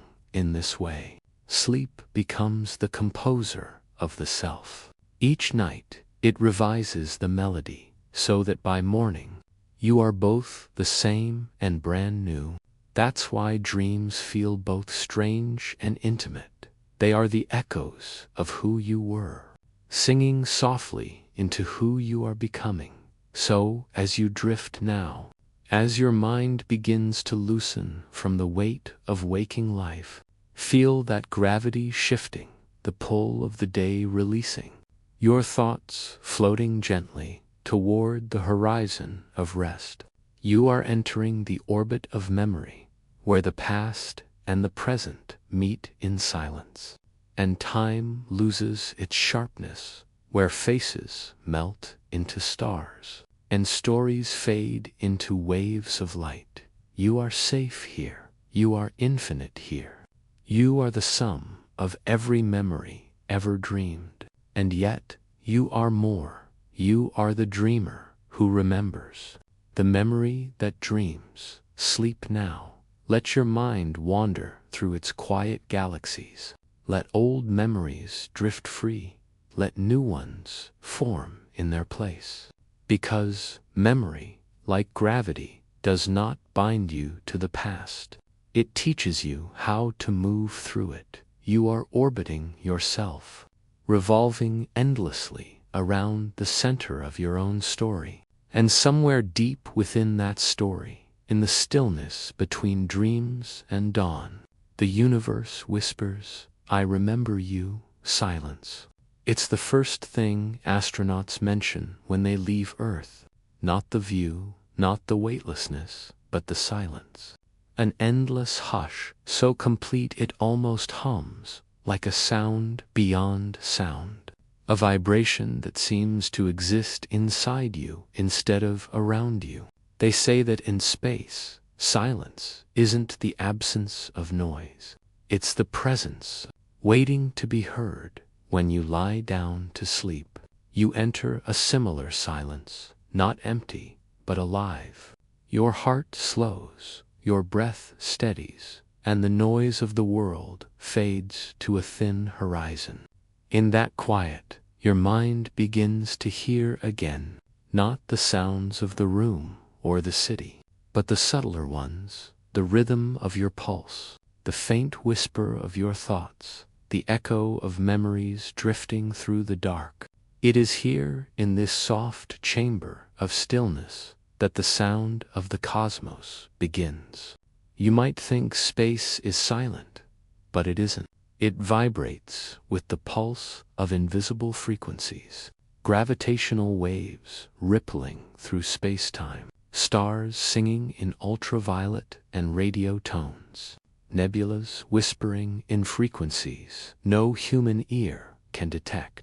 NASA once translated these cosmic vibrations into sound, and what emerged was haunting, deep, resonant waves, like the breath of the universe, a pulse that seemed to mirror our own.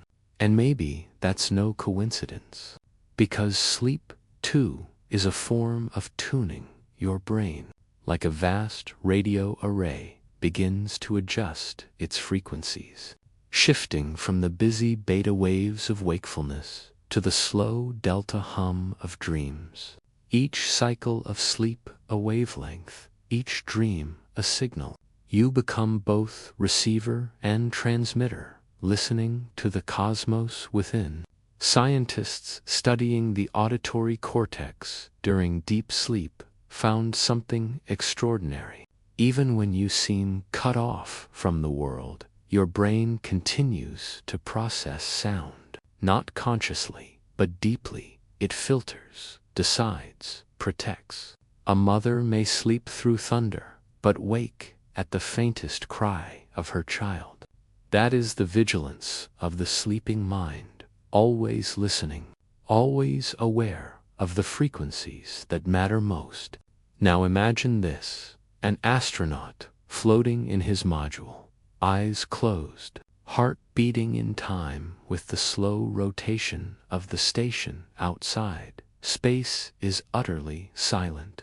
Yet, inside his body, a symphony is playing, every molecule humming with quantum vibration, every cell resonating with electrical charge.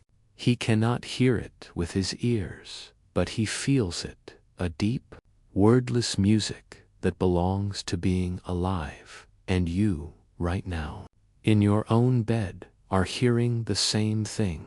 You are part of that cosmic symphony. The same frequencies that ripple through the stars ripple through your neurons. The same vibrations that hold galaxies together hold the rhythm of your heart. This is not poetry, it's physics. At the smallest scale, everything is movement. Everything is sound in sleep.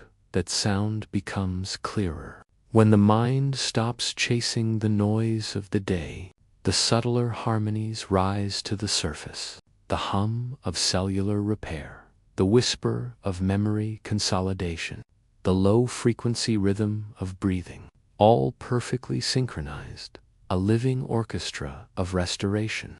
If you could hear it from outside yourself, it would sound like a planet sighing or a tide receding into stars. There's a scientific phenomenon called binaural resonance. When two slightly different frequencies are played into each ear, your brain creates a third, an imagined tone that doesn't exist in the air. It exists only in your perception. It's a bridge between sound and consciousness, between matter and mind. Many sleep meditations use this principle because it mirrors how the universe itself communicates through interference, through resonance, through unity. Now imagine that your dreams are made from a similar resonance. Two frequencies, your waking life and your subconscious meeting in the space between thought and silence, creating a third state, a tone called dreaming. Not real, yet utterly real, an invented song that feels like truth. That's why dreams can move you, even though they are made of nothing. They exist at the same threshold where sound becomes meaning. Long ago, ancient mystics believed that the universe was created by sound. They called it the music of the spheres, a harmony so vast that it shaped reality. Science, centuries later, discovered something uncanny. That idea wasn't wrong. Every atom vibrates, every quark dances, even black holes sing. Their gravitational waves hum across light years. The universe is not a silent void, it's a cosmic concert. And you, as you drift into sleep, are part of its orchestra. Listen closely, not with your ears, but with your entire being. Do you hear it? That faint hum beneath your breath, that deep vibration in your chest.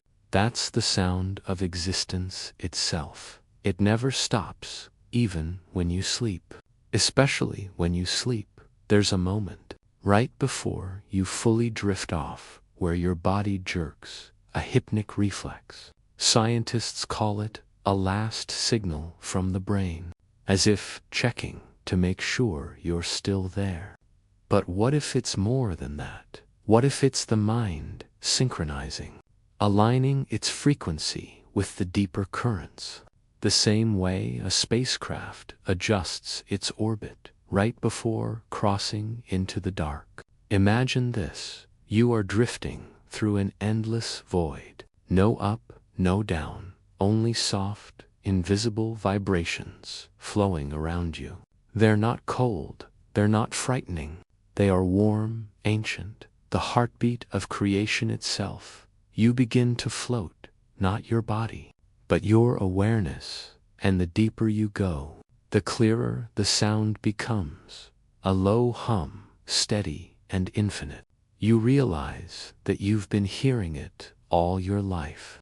Only now you are finally listening. In the 1970s, astronomers recorded radio emissions from distant quasars.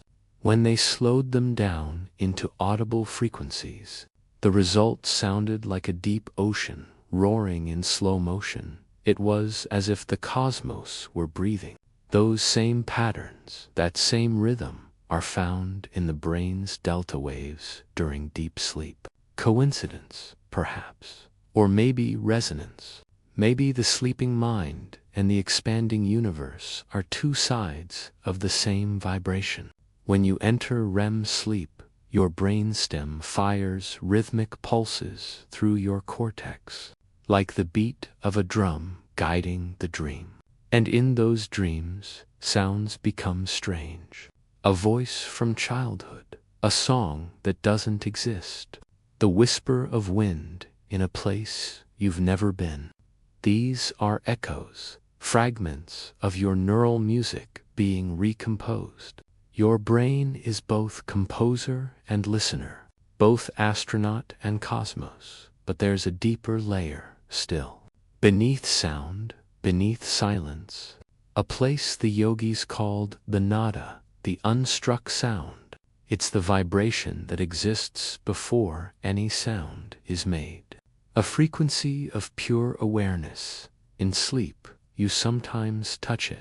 That moment when the dream dissolves, when there are no images, no words, just peace. That's the sound of the universe before creation. The music before music. Astronauts describe moments of this in orbit, drifting through the dark, eyes closed, hearing nothing but their own pulse, and yet feeling as though they're hearing everything. The galaxies, the history of light, the whisper of planets turning. They say it's like being inside a living heartbeat.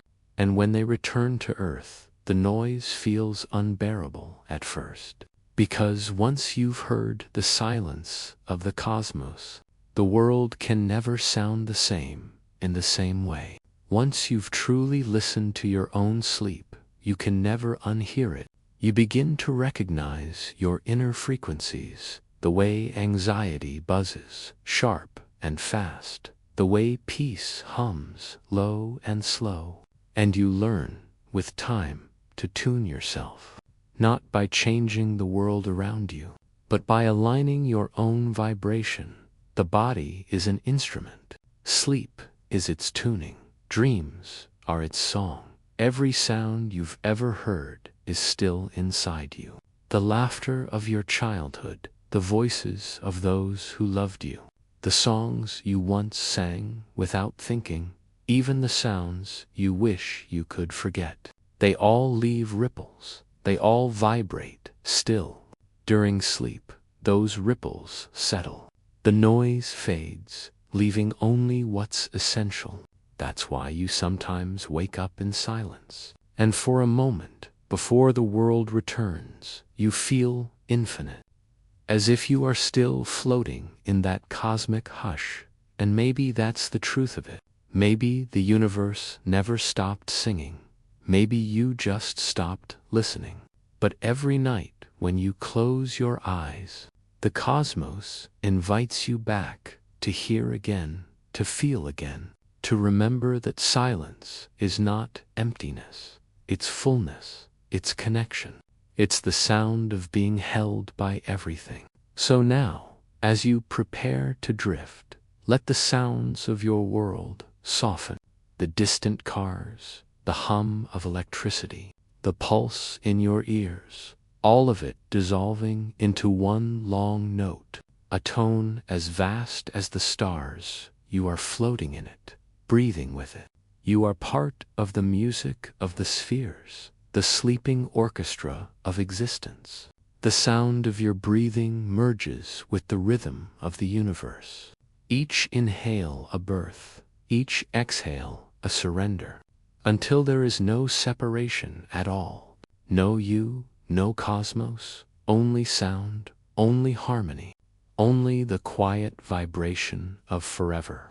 Sleep now, the cosmos is still singing, and tonight it sings for you. Have you ever stood at the edge of a vast ocean at night, feeling that invisible line between what is known and what is infinite, the horizon barely visible, where water dissolves into sky, where certainty fades into wonder?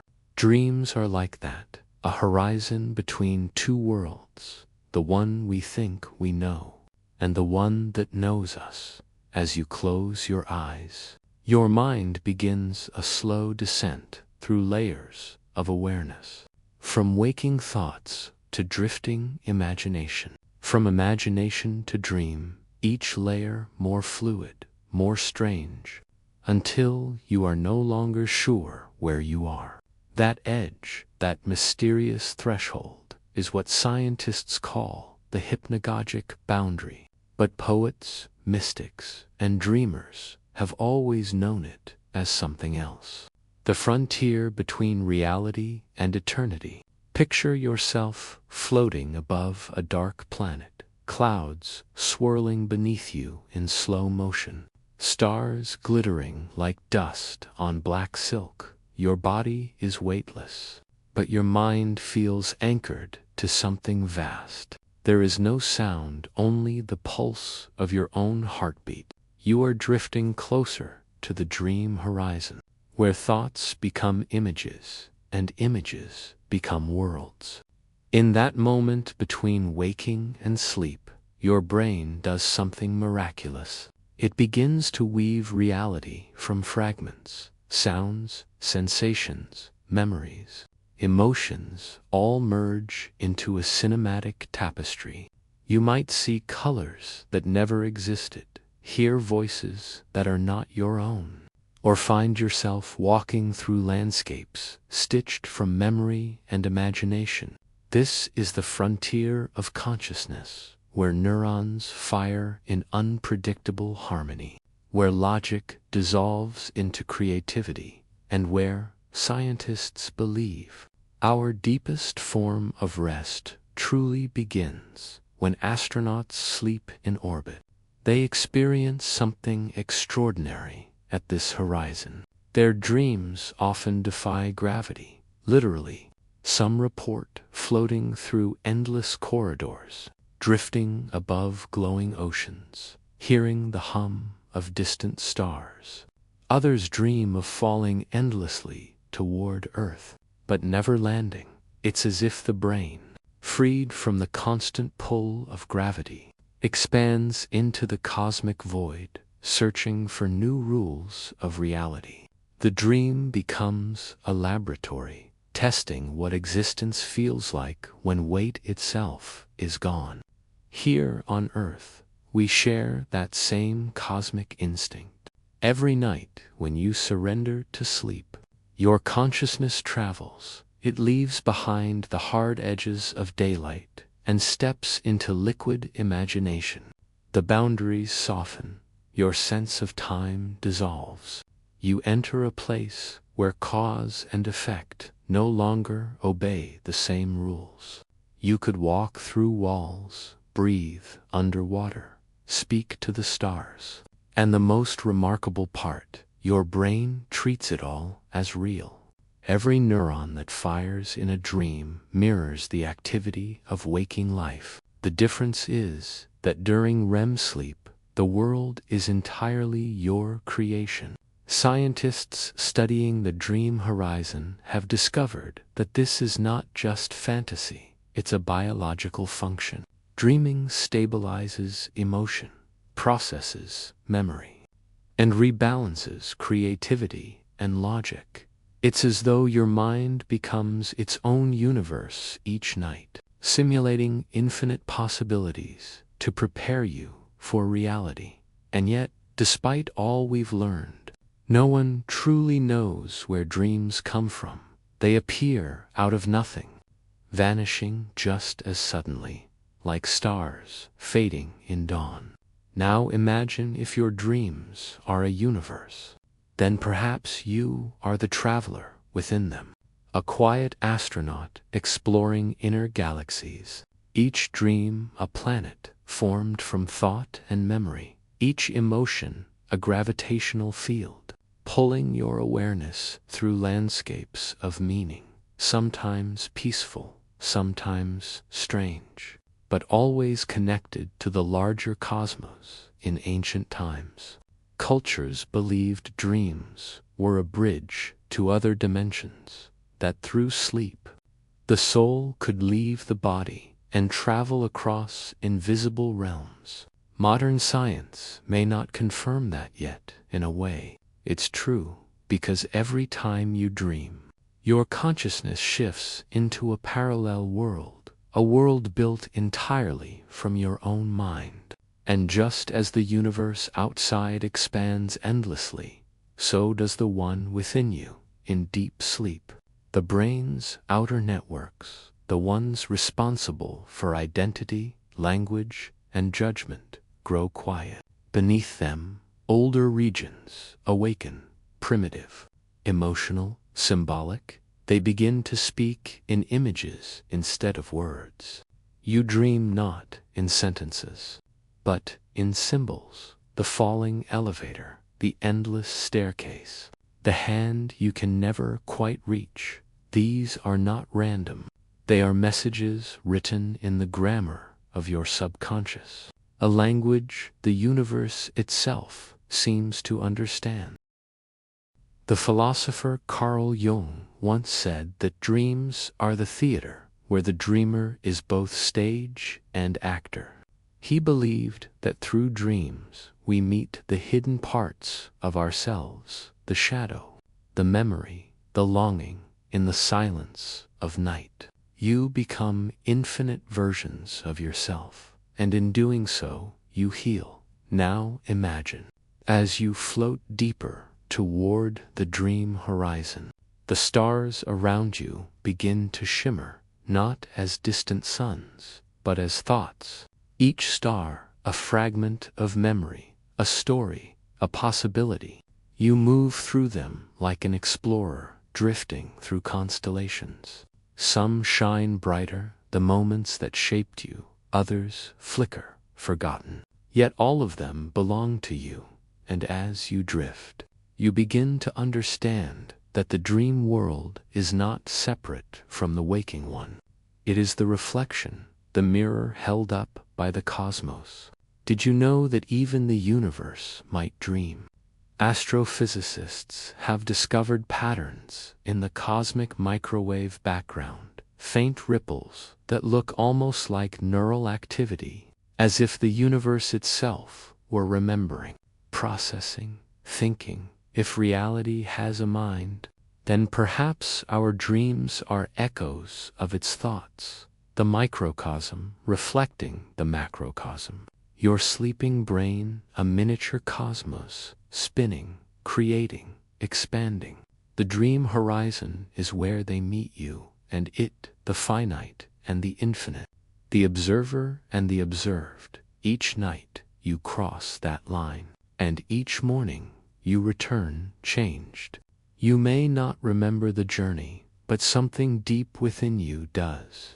Your mind has walked with the stars, listened to their whispers, and returned with quiet wisdom. There is suspense in that mystery, not fear, but awe, because at that edge of consciousness, anything is possible. Time can fold, space can bend. You might find yourself standing in two places at once, or meeting someone you've never known but somehow recognize. These are not random tricks of the brain. They are reflections of deeper physics. The way energy behaves at the boundary of perception mirrors how particles behave near black holes. Unstable, radiant, timeless, you are experiencing the quantum mechanics of mind. And what if, just what if, the act of dreaming is how the universe observes itself? Through you, through every sleeping mind. Tiny windows of awareness opening in the dark, each one reflecting creation back to its source. If so, then every dream is sacred, a continuation of cosmic evolution, one neuron at a time.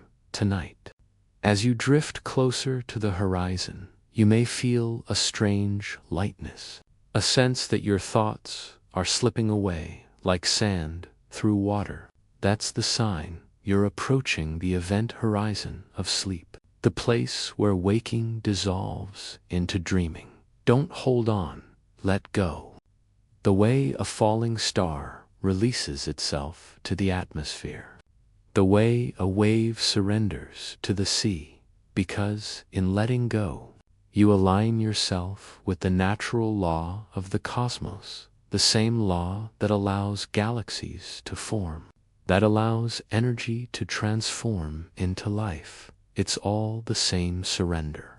It's all the same rhythm. As your breathing slows, you'll feel your consciousness begin to tilt, no longer vertical, but horizontal, spreading, expanding.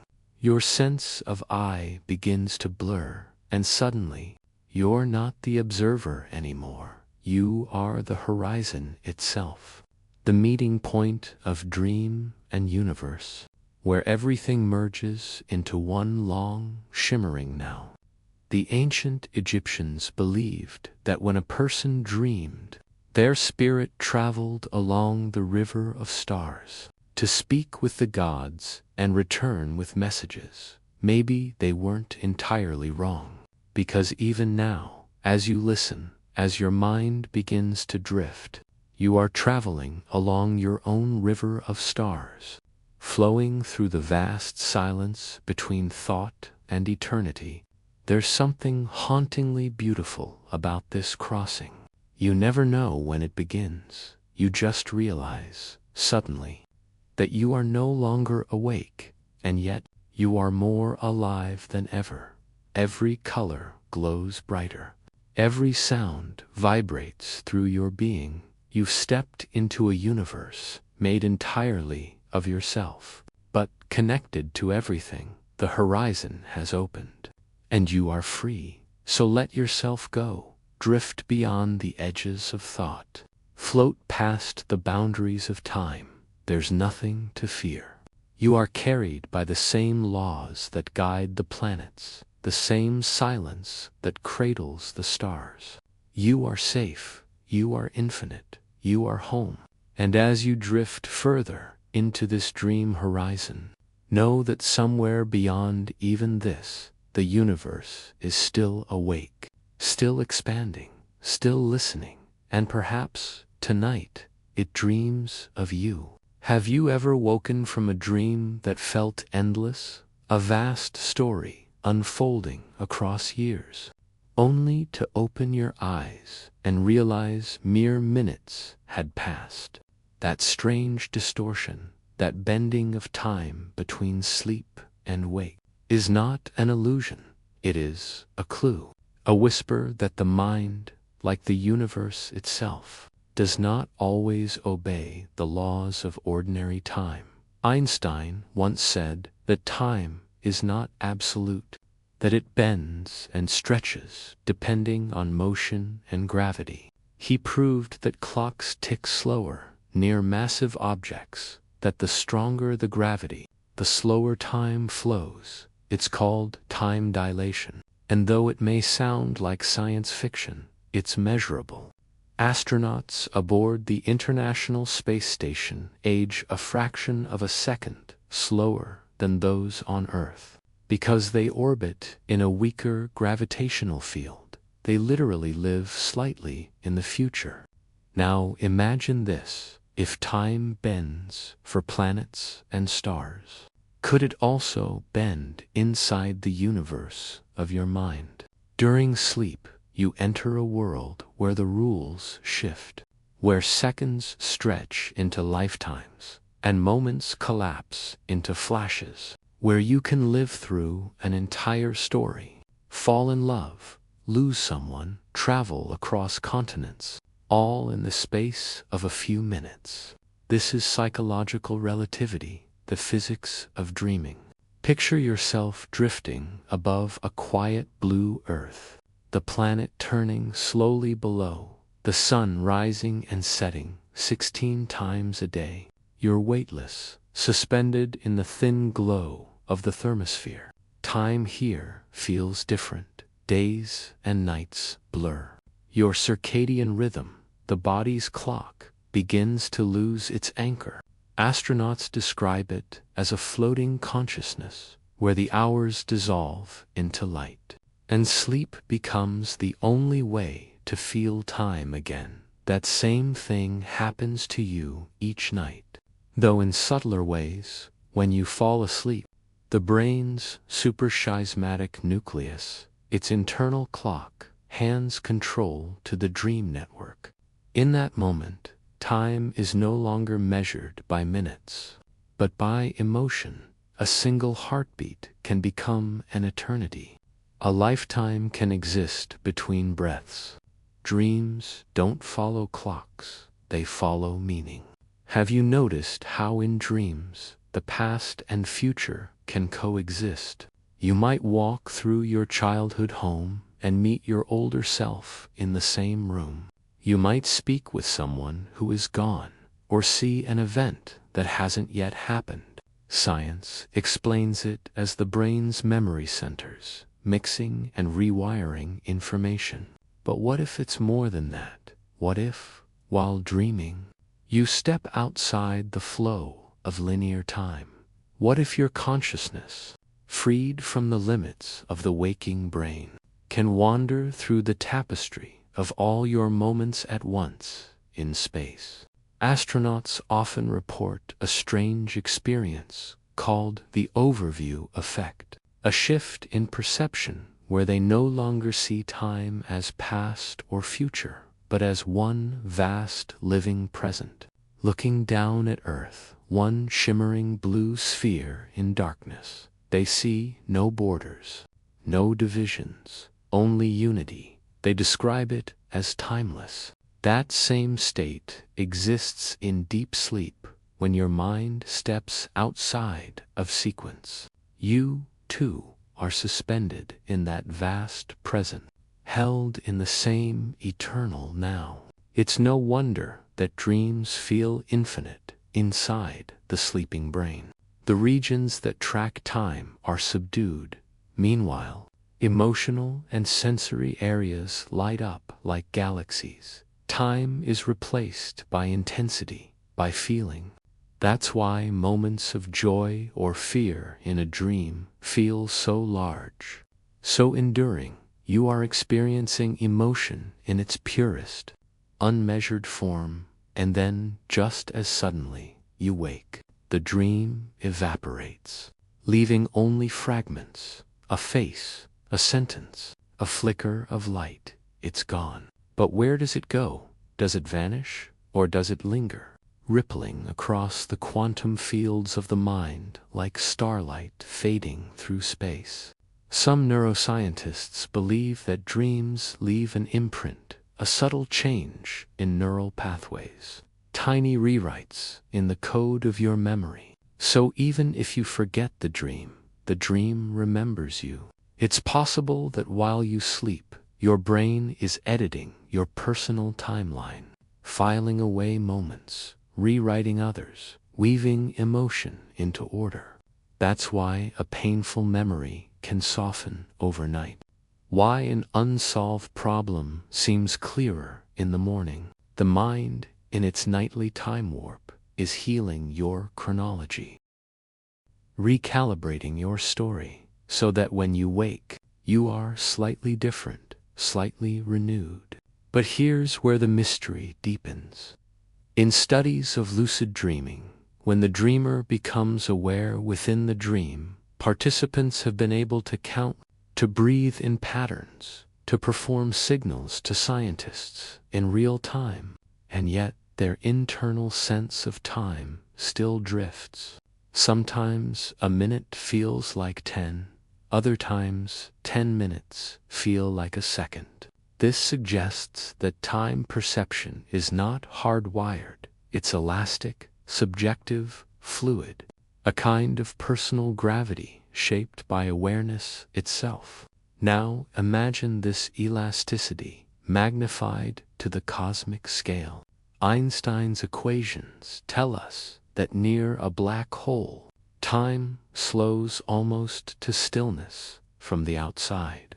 It looks as if anything falling in freezes at the edge, the event horizon, but to the traveler, time continues normally. Inside, it flows. Dreams are like that from the outside. They last minutes, but inside them, you live lifetimes. Your consciousness is the traveler, moving freely through the gravitational wells of emotion and memory. There's something awe-inspiring in realizing that each night you are performing your own experiment in relativity.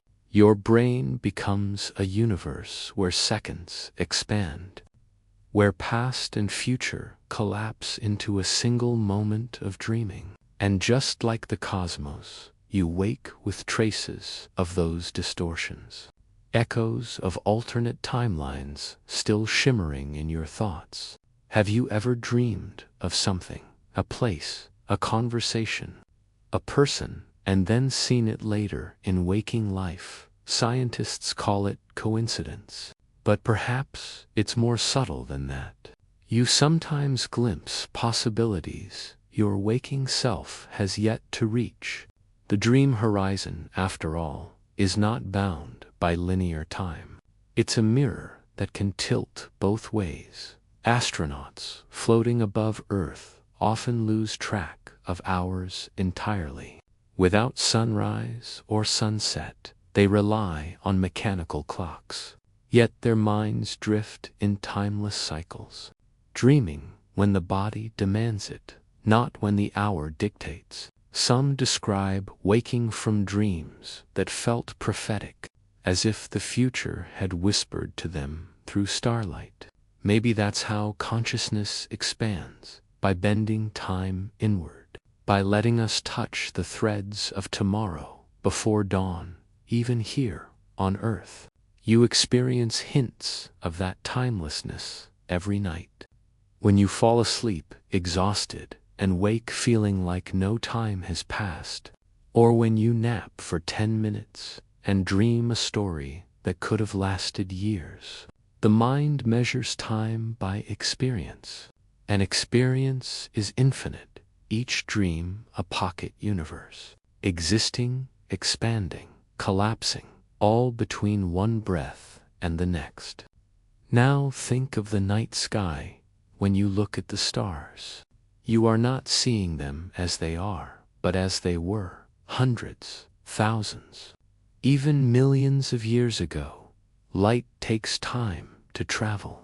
So the cosmos, you see, is a time machine, a gallery of ancient moments still burning across the void. Your dreams work the same way. They show you old light, memories and emotions still shining long after they've passed. You are the observer, and your mind is the telescope. There's a comfort in that, because it means nothing is truly lost.